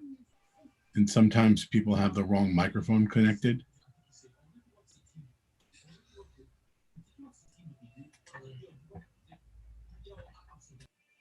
Mr. Hurtado, do you want to try speaking again? It was just telling me that you were connecting to the audio. Okay, can you hear me now, everybody? I can hear you, but it's very faint. Then let's see here, audio settings. It's at maximum volume. I'm gonna instruct us to take a 3-minute recess just so Christopher can help Mr. Hurtado get on just via phone. Mr. Hurtado, just dial into that phone number that Christopher sent. Let's not get too complicated with trying to connect the video and the phone. Let's just have you give your speech via the phone if that's okay. So we'll get started at 7, we'll reconvene at 7:25.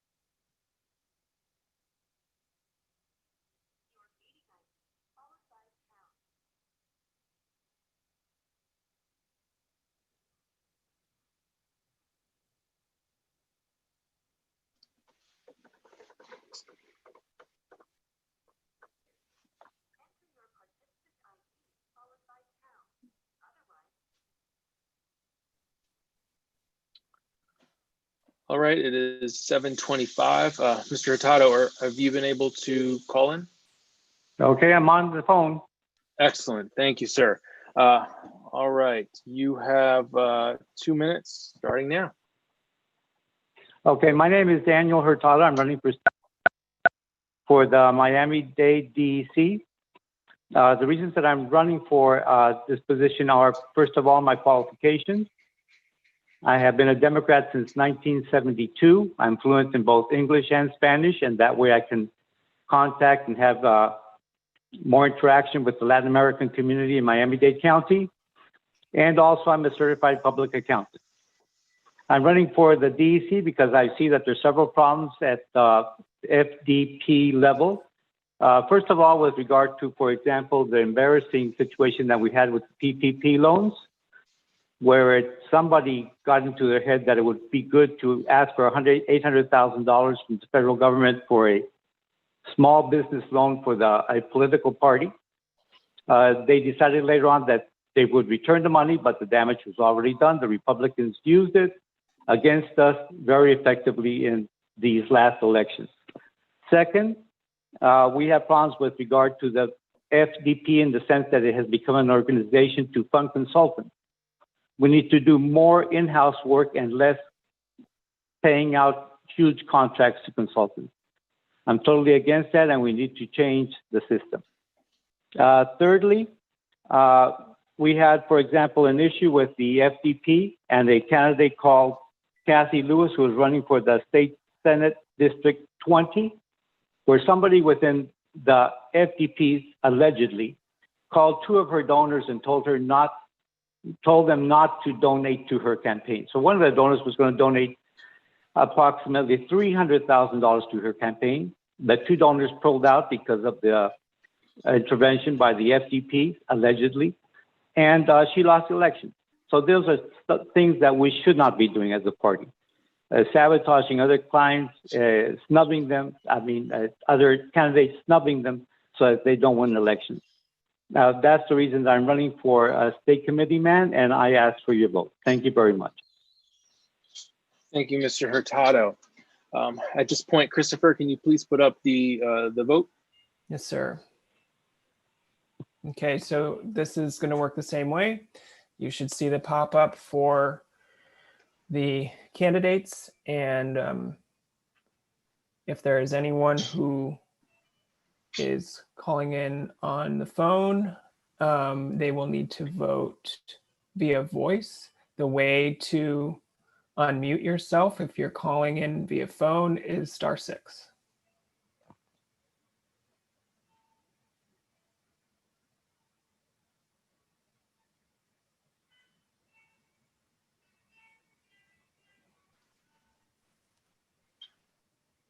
We're going to keep the voting open for another 2 minutes.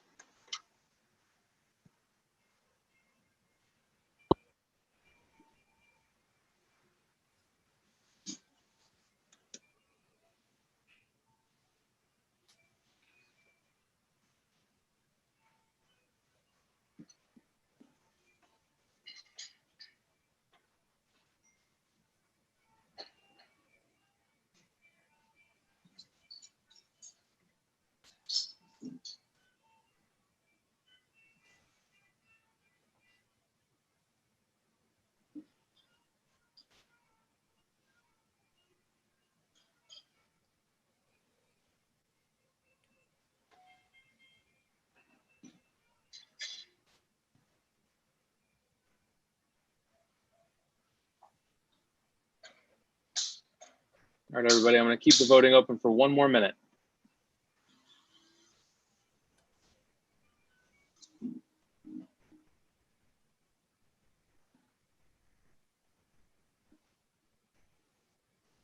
If there's anyone who is on the phone who would like to cast a vote, you'll need to unmute yourself and verbally cast your vote.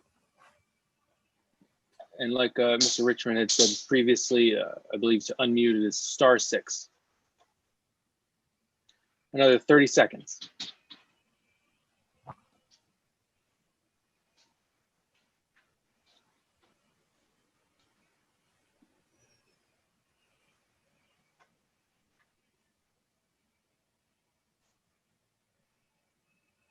If you have not cast your vote, please do so now.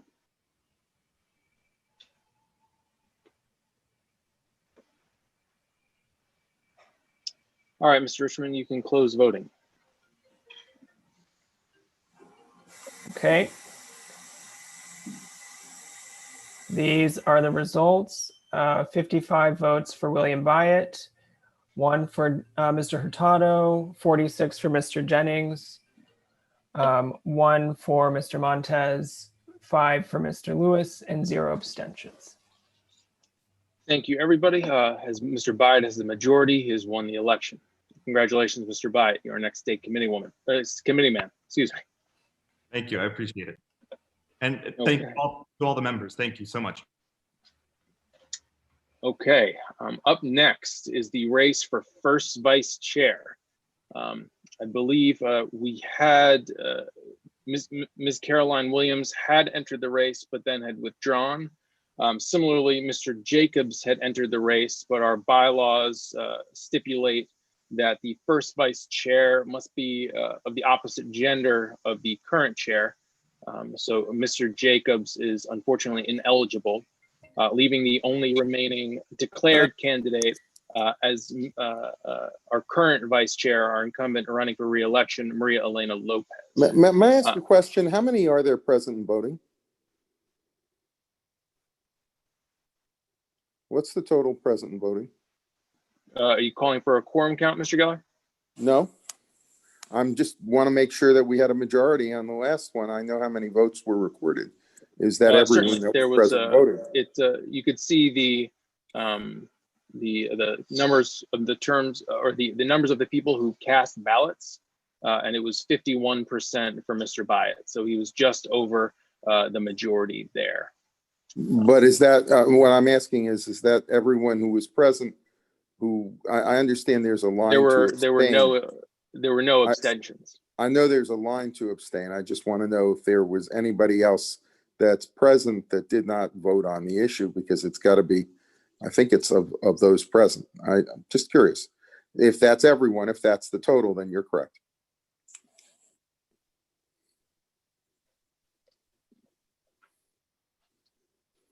People abstain sometimes without casting an abstention. That's my only question.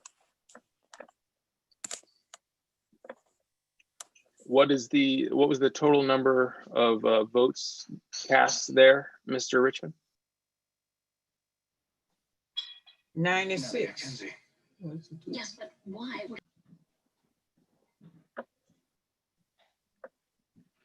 So I'm seeing here that Mr. Byatt got 51% of the vote. Mr. Hurtado got 1% of the vote.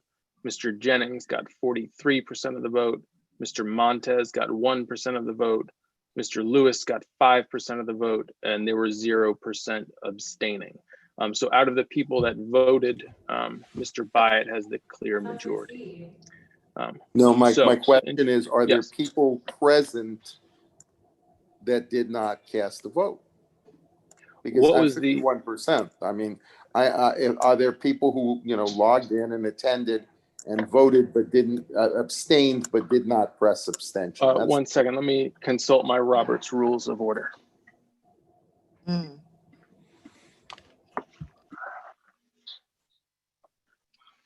was a total of 96 people voting. You're CIA, are you? I'm actually the one who's going.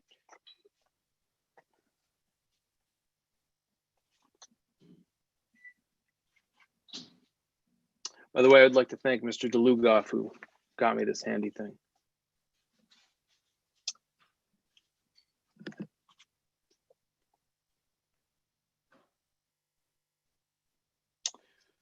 Okay, what vote is required? Majority vote. A majority vote is normally required to adopt a motion or to elect to office. It is defined as more than half of the votes cast by persons entitled to vote. So it was, that's cast ballots. By cast ballots, Mr. Byatt has it, 51%.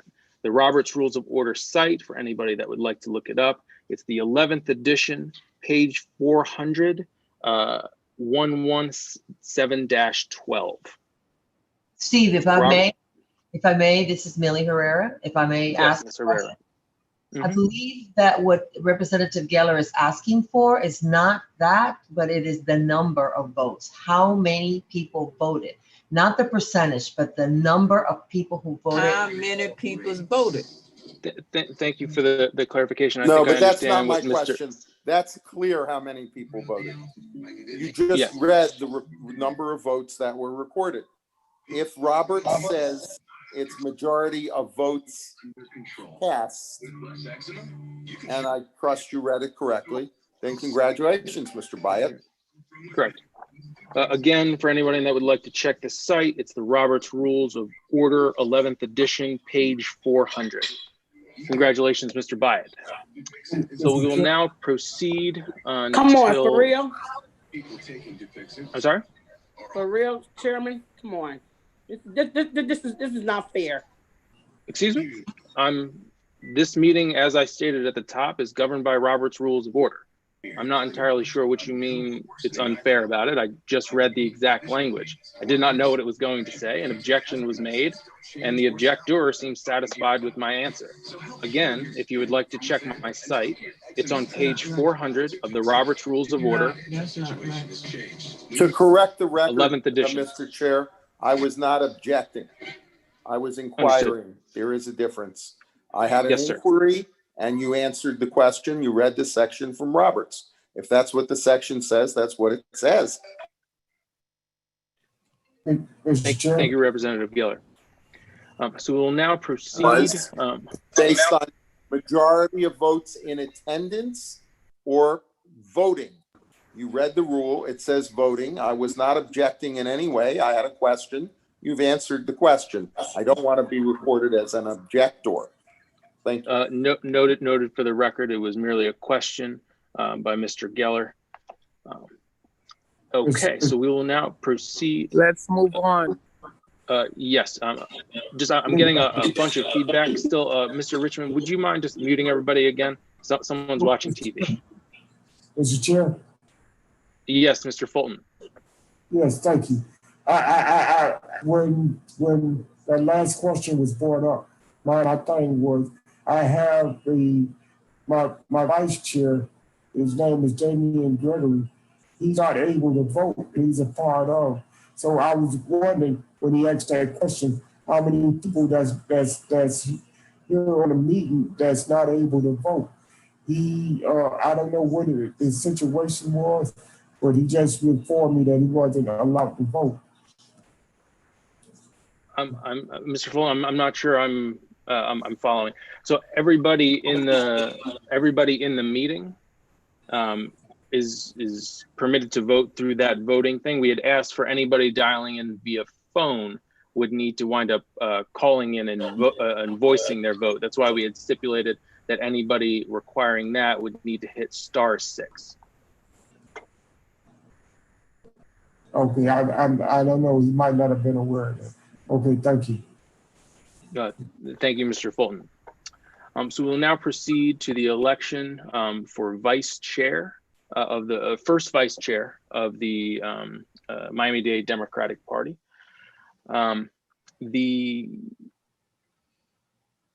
Yes, Mr. Melendez.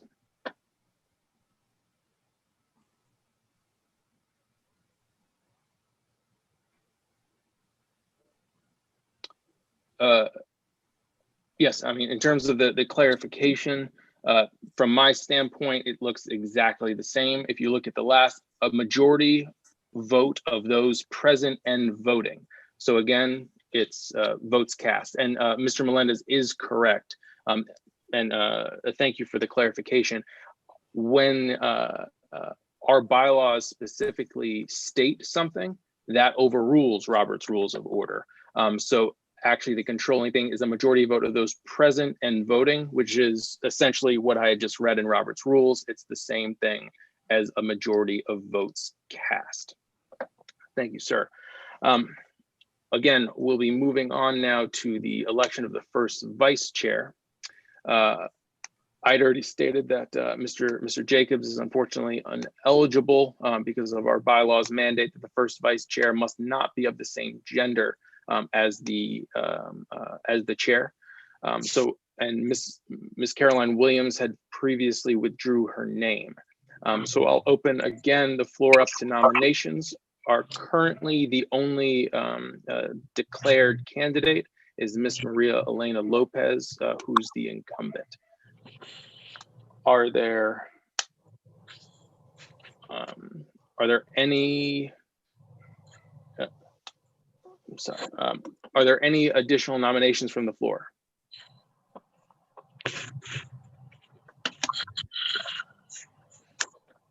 This is Sir Deborah. I'd like to nominate Linda Joseph.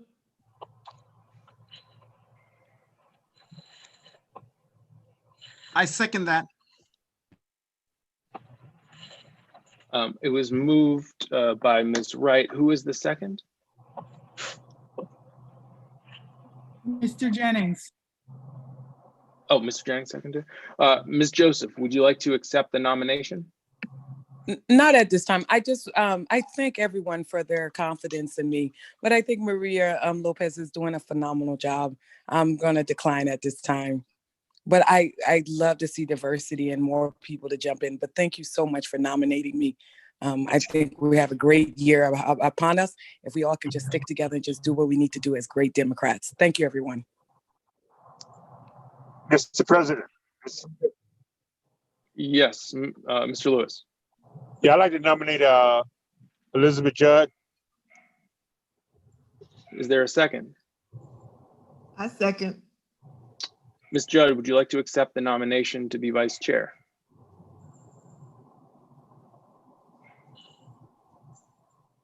Ms. Judd?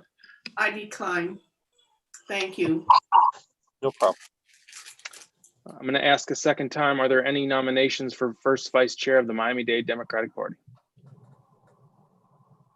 I'm going to ask for a third time, are there any nominations from the floor for first vice chair of the Miami-Dade Democratic Party?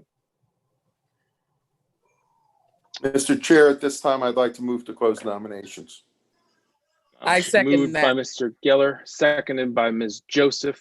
Congratulations, Ms. Lopez. You are You have to take a vote retaining on your it. seat. With deference, Mr. Chair, you have to take a vote on closing nominations first. The motion alone doesn't do it. Sure. Mr. Richmond, would you mind putting up a poll? You don't have to, you can do a voice vote. Yeah. Is there anyone opposed to closing nominations at this time? Nay. Someone is opposed to closing nominations? No. Ms. Joseph, yeah, that's what I thought. Hearing no one being opposed to closing nominations, nominations are closed. Ms. Lopez, as a point of privilege, you have 2 minutes. Thank you, everybody, for putting your faith in me once again. I really take this job very seriously. I don't have any political aspirations, and I really see my job as somebody who listens and tries to hear about our different communities and try to make sure that we address our concerns all around. I spent the first year as my first vice chair driving around the county, going to every club and caucus and becoming a member. It was a matter that I felt responsible, that I wanted to show everyone that this was our commitment as the local party to our community. During this election, it was a very stressful time. We worked very hard. We had some great wins with Daniela, with Luisa Santos. And for those that were very close to my heart, being part of the endorsement committee and getting a lot of, I won't say the word for endorsing Luisa Santos, by the way. And we had a lot of losses, but the losses are on us and not understanding our community. I was banging the drum about we have to address what the Republicans are saying about socialism. And this is something looking forward. We have to make sure that we address the concerns of our community and we bring in not the Latino vote, we bring in the African-American vote, and we bring in all the communities, but to understand what they want and not what, let's say, we think that they need, because it's not up to us as a party to judge what each community needs. It's up to the community to tell us what they need. And that is what I feel that I need to keep on doing from now on.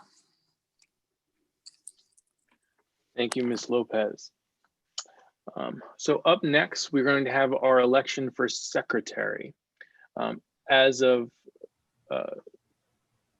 Natasha, do you have a? No problem. I actually had a question regarding voting, even if there's only one candidate. I was just, to be on record that 50% voted for Ms. Lopez, but I don't know if that's part of the bylaws or if there's no other candidate, if it's just she stays as vice chair with no problem. I mean, that was the only question regarding the voting because of the question that had happened before, Mr. Chair. Correct. I mean, theoretically, I guess everybody could have abstained, but I would have voted in her favor. She would have had at least one vote. Exactly. Typically, when there's no nominations except for one person, that person is the automatic winner, which is the case here. Exactly. Okay. Thank you so much. Thank you. Okay. Up next, we have our election for secretary. We currently have one declared candidate, and that's Nicola Patterson Molina. I'd like to open the floor to additional nominations. So going once, are there any floor nominations for the position of secretary?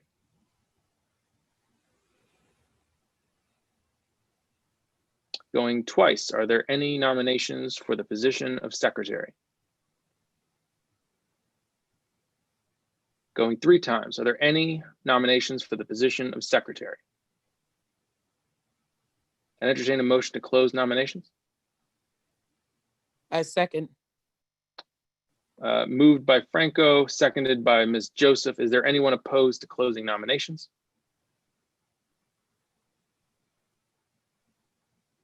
Hearing none, the next secretary of the Miami-Dade Democratic Party is Nicola Patterson Molina. Ma'am, you have 2 minutes if you'd like to speak. Sure. Thank you very much. And thank you everyone for putting your faith in me. My name is Nicola Patterson Molina. And again, thank you so much. Just to introduce myself, I am a lifelong Democrat. I'm a lifelong Miami-Dade resident. I did join the DEC 4 years ago as a precinct committee woman because I wanted to make a positive impact on our party.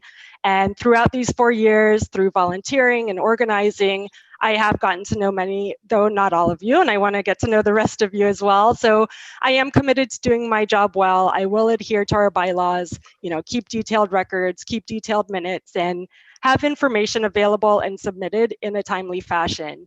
I will be accessible. I will stay connected with our general body, including our clubs and caucuses, to ensure that you have someone who will listen to and address your ideas and concerns, and I will stay involved. And I also want to take this time to ask that you vote for the rest of the slate I'm running with: Evan Shields for treasurer, Robert Dempster for vice chair of outreach, and Dan Royals for vice chair of programs. All three are people I know we can count on to put in the work to build this party up from the grassroots level. They can help us build a diverse leadership body, and they'll also hold themselves accountable to the general body of the DEC. They're very passionate about the Democratic Party, and I believe they're each the best candidates for their respective roles that they're running for. So please do vote for Evan Shields, Robert Dempster, and Dan Royals. And thank you again for putting your faith in me. I commit to you that I will give my all to help build a stronger DEC and do my job well. Thank you, Secretary. Sheena, just to answer your question, you may have been confused. When I sent out an email, I incorrectly identified that the member of my slate running for treasurer was Nicola Molina, when in fact it was Evan Shields, and Nicola was running for secretary. So with that, we're going to move along to our election for treasurer. So far, there is one declared candidate for treasurer, and that's Mr. Evan Shields. With that, I'm going to open the floor to nominations. Are there any nominations for treasurer of the Miami-Dade Democratic Party? I'll ask a second time. Are there any nominations for treasurer of the Miami-Dade Democratic Party? At least I go makes bundling our home insurance.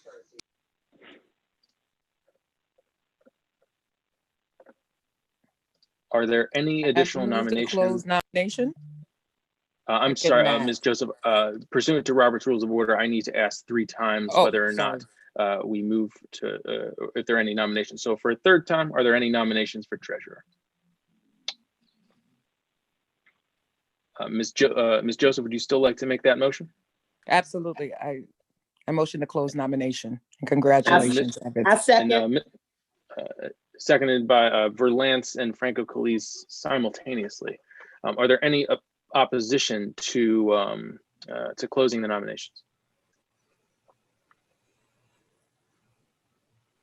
Hearing none, congratulations, Mr. Shield. You are the next treasurer of the Miami-Dade Democratic Party. Sir, you have 2 minutes if you'd like to address the body. Thank you, Mr. Chair. I'll keep it brief because I know we're pretty long into the meeting this evening. First off, congratulations to everyone who has won thus far this evening. My name is Evan Shields, and I'm just so humbled and honored to be serving as your treasurer. And I thank you so much for your trust in me. As I said to many of you that I spoke to before deciding to run, our bylaws charges that our treasurer is not only a steward of our finances and our reporting, but I also believe that in a treasurer, we need somebody who's a trustworthy, organized leader who is inclusive to every member of our DEC and Democrats across our county. And I know that as an activist, as an educator, and as a business leader, I'll do everything that I can to be the best treasurer for our county party.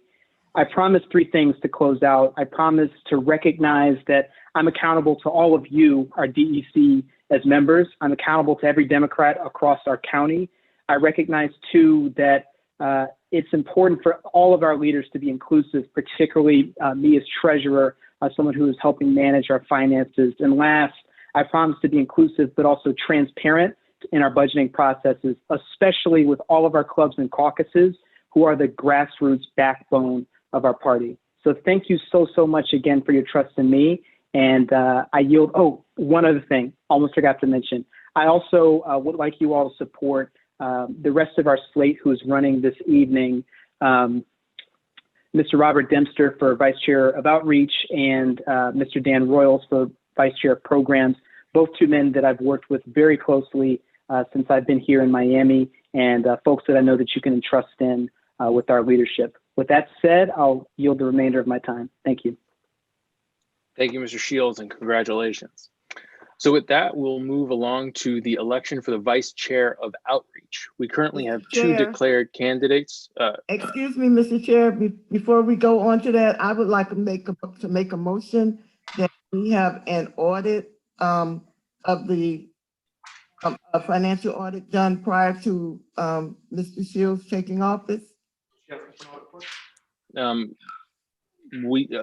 Unfortunately, there's no additional business permitted at this meeting other than the election, but we will certainly conduct, an audit. We submit, quarterly and even more frequently than that, our finances to the Supervisor of Elections, and we wind up conducting yearly audits, I believe, as well. But we'll happily put together an audit. Thank you so much for your suggestion. So up next is the election for Vice Chair of Outreach. We currently have 2 declared candidates, Ms. Deborah Wright and Mr. Robert Dempster. I'm going to open up the floor to nominations. Are there any additional nominations for Vice Chair of Outreach? I'm going to ask a second time. Are there any additional nominations for Vice Chair of Outreach?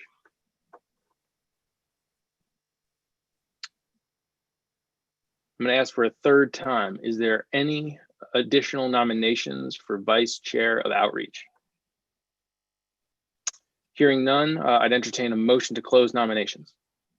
A move by Mr. Hodge, seconded by Mr. Calise. Is there anyone opposed to closing nominations at this time? Okay, hearing none. Ms. Wright, you have 2 minutes. Are you ready? Yes, I'm ready. Go ahead. Everyone, my name is Deborah Wright.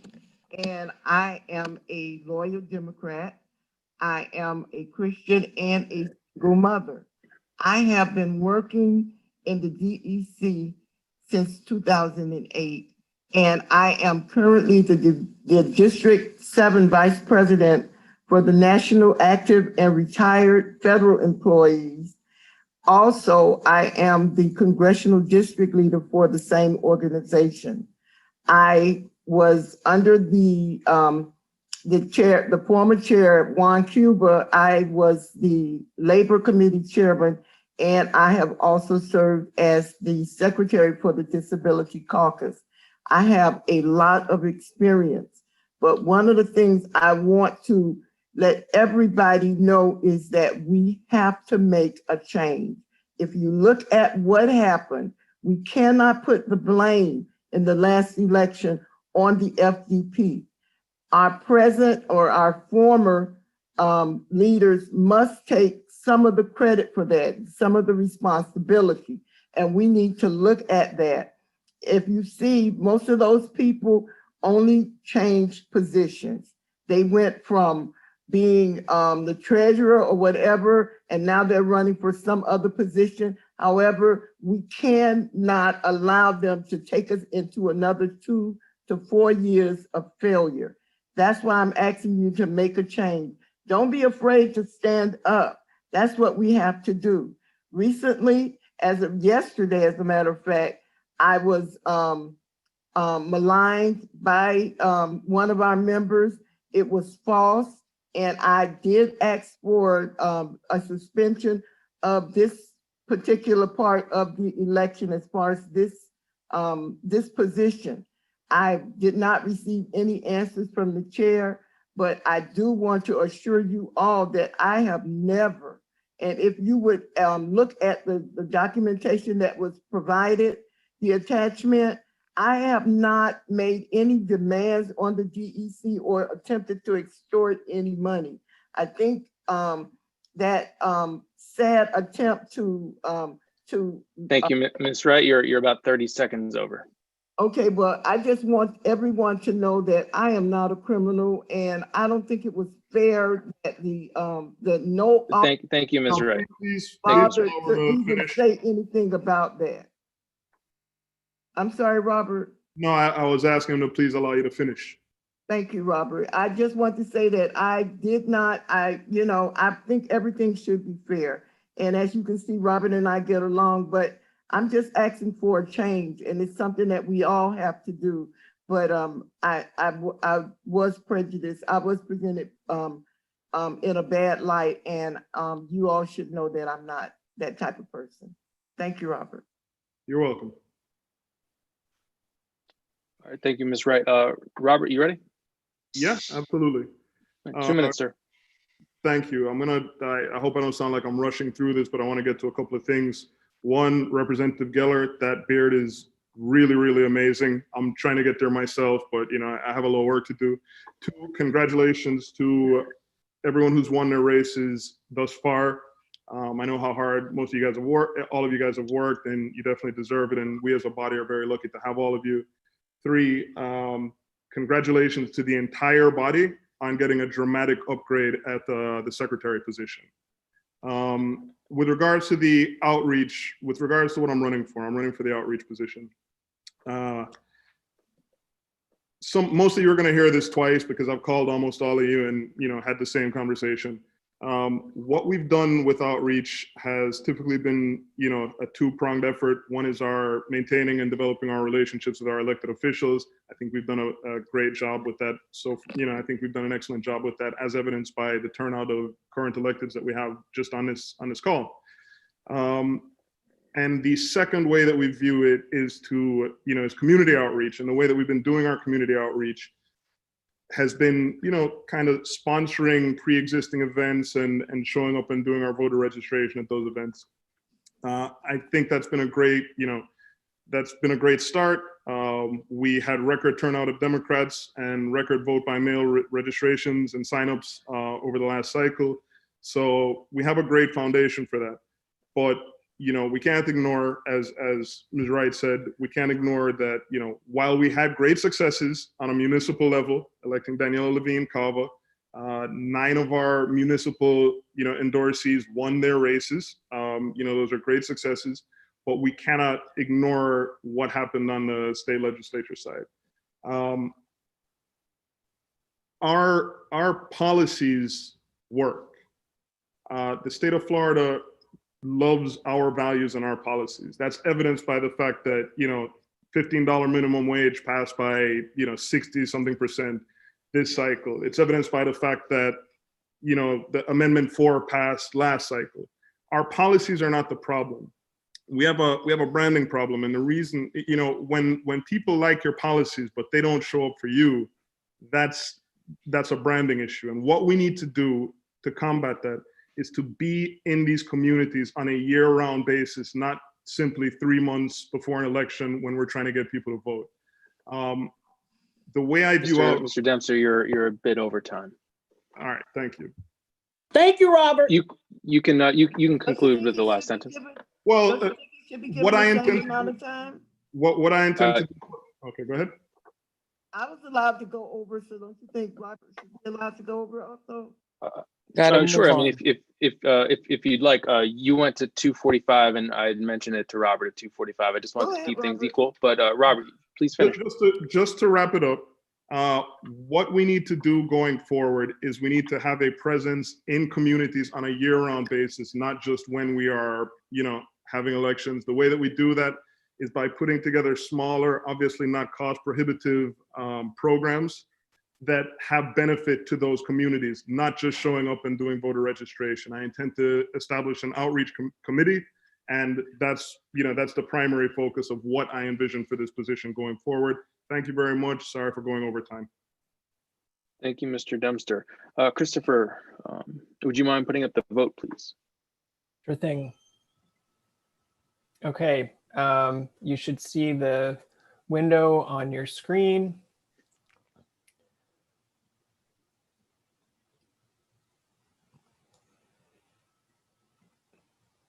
If there's anyone who is calling in over the phone, they will need to unmute themselves and cast their vote via voice.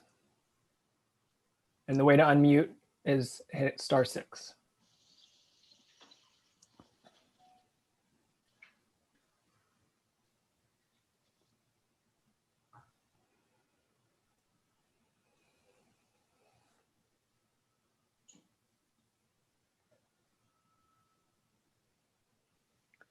All right, I'm going to give it another minute for voting.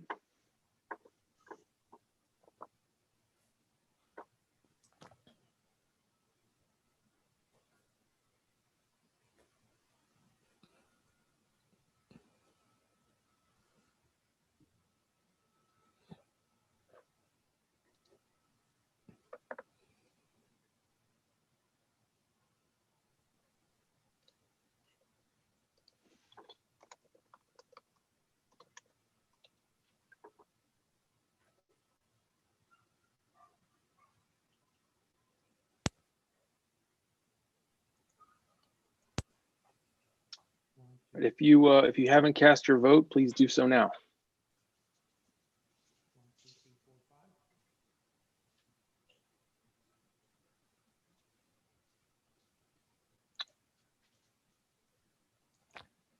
All right, Mr. Richmond, please close voting. Okay.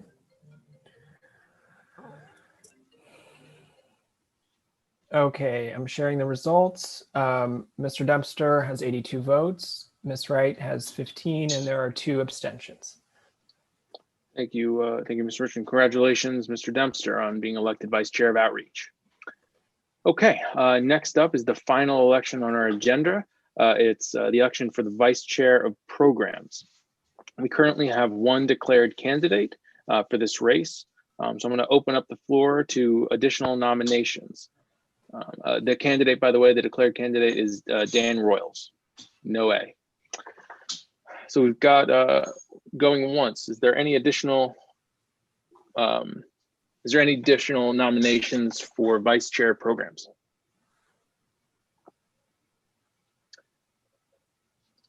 Going twice. Do we have any additional nominations for vice chair of programs?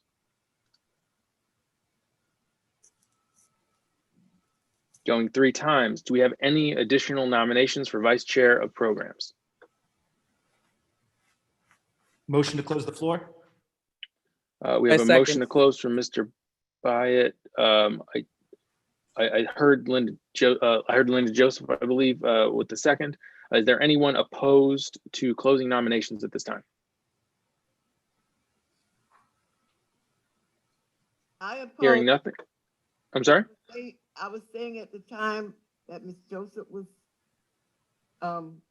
making a second that I would like to nominate myself for program vice chair. Sorry, Deborah Wright. Okay. Ms. Wright, I guess I feel as though that might have been after the second, but we can include you. Well, if you feel it was after the second, I can follow the rules. If it was after the second, then I withdraw my name. I withdraw my second. I withdraw my second. No worries. I don't want there to be we don't want to win and lose elections here by technicalities. I want to make sure that democracy prevails here, and if there are interested parties in running, that everyone gets a say. So we now have 2 candidates running. Are there any additional nominations? I think somebody has to second me. I second. I'm so sorry, I didn't see who seconded. Annette Tadeo. Seconded by Annette Tadeo. Are there any additional nominations from the floor?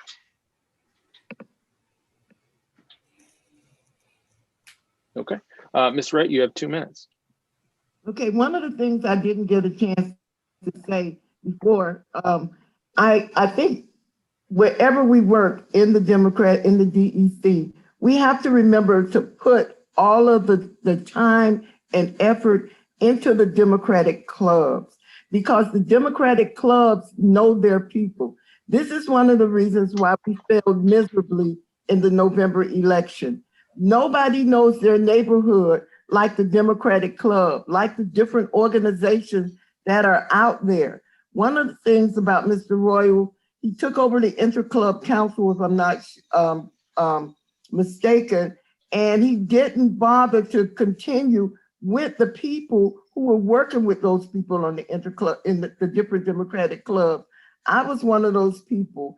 And so I tried to keep up with some of the different clubs, but I didn't know whether anybody was replacing me. However, it showed in the election itself. We have to start putting emphasis on what's needed, on the people and what they need. We are not a monolith. Whether it's African American, there are so many different spectrums to that, just as in the Hispanic community. There are so many different people, cultures, and we have to address all of that. And we can't just think that it's white, black, and brown.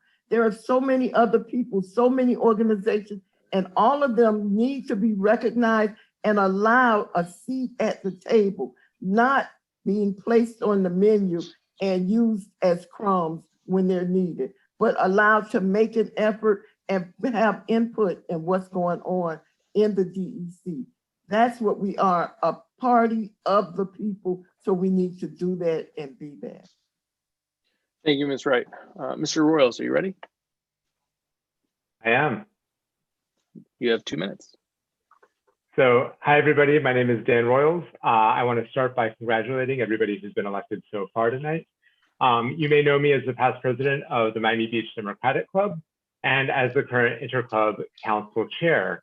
As Interclub Council Chair, I've helped our groups raise thousands of dollars and established a schedule of regular Interclub Council meetings, which is the first time that we've had that in my experience since I became president of the Miami Beach Democratic Club in 2018. I put together phone banks for groups like Dominicanos con Biden, like Boricuas con Biden, as well as for many of our other clubs and caucuses. I set up a Club and Caucus phone bank contest in the month of September as an incentive grant program to get clubs and caucuses on the phone, and also to channel some of our money into their treasuries. Many of you I hope have read the statement that I sent around via email. I'm running on a vision to organize all the time, to organize everywhere, and to organize one-on-one.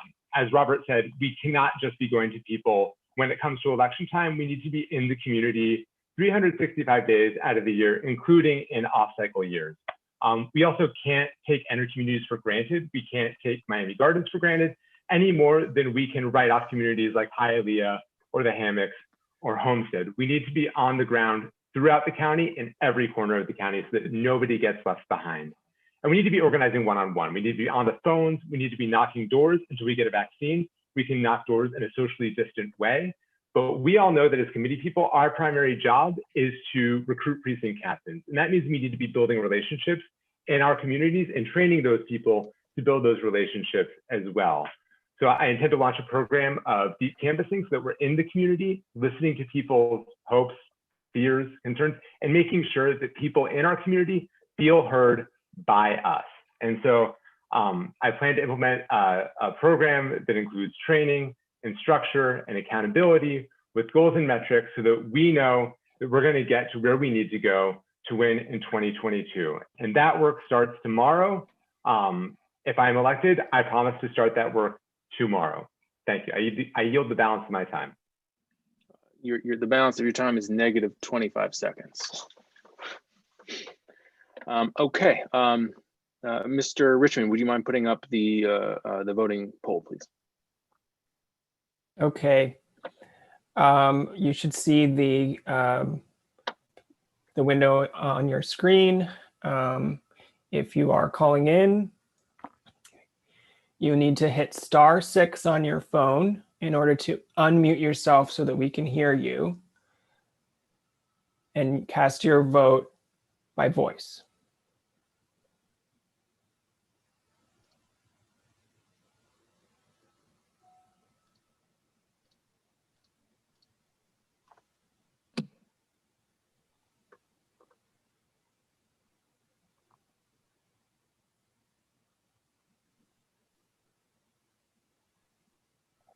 All right, I'm gonna give folks one more minute. Is there someone on the phone who would like to speak?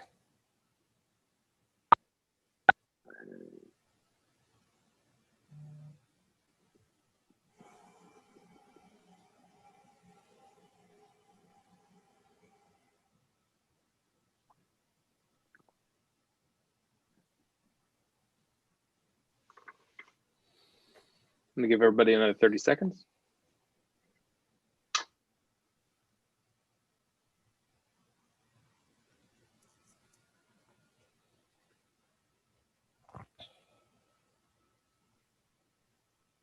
Okay, if you're not already voted, please vote now.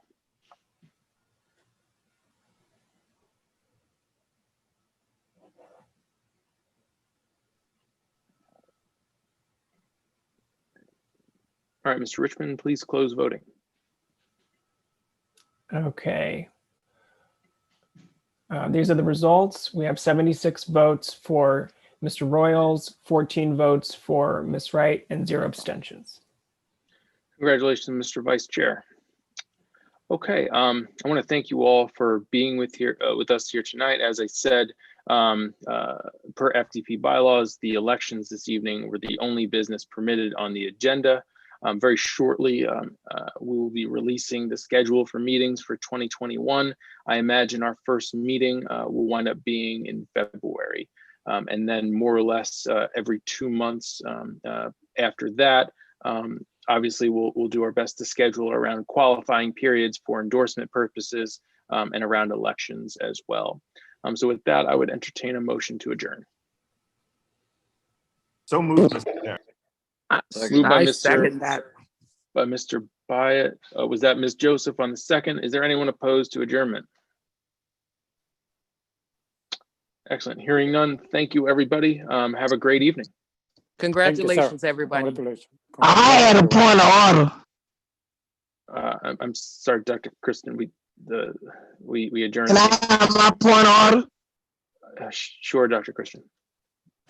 All right. What I need is how many people voted, how many people that were elected as district members, and who was on this call. I also would like to know what is the official quorum and what happened to the document you was waiting for today from the Florida Democratic Party authorizing you to go ahead with this election, the state committee woman. I'd like to have those documents immediately, please.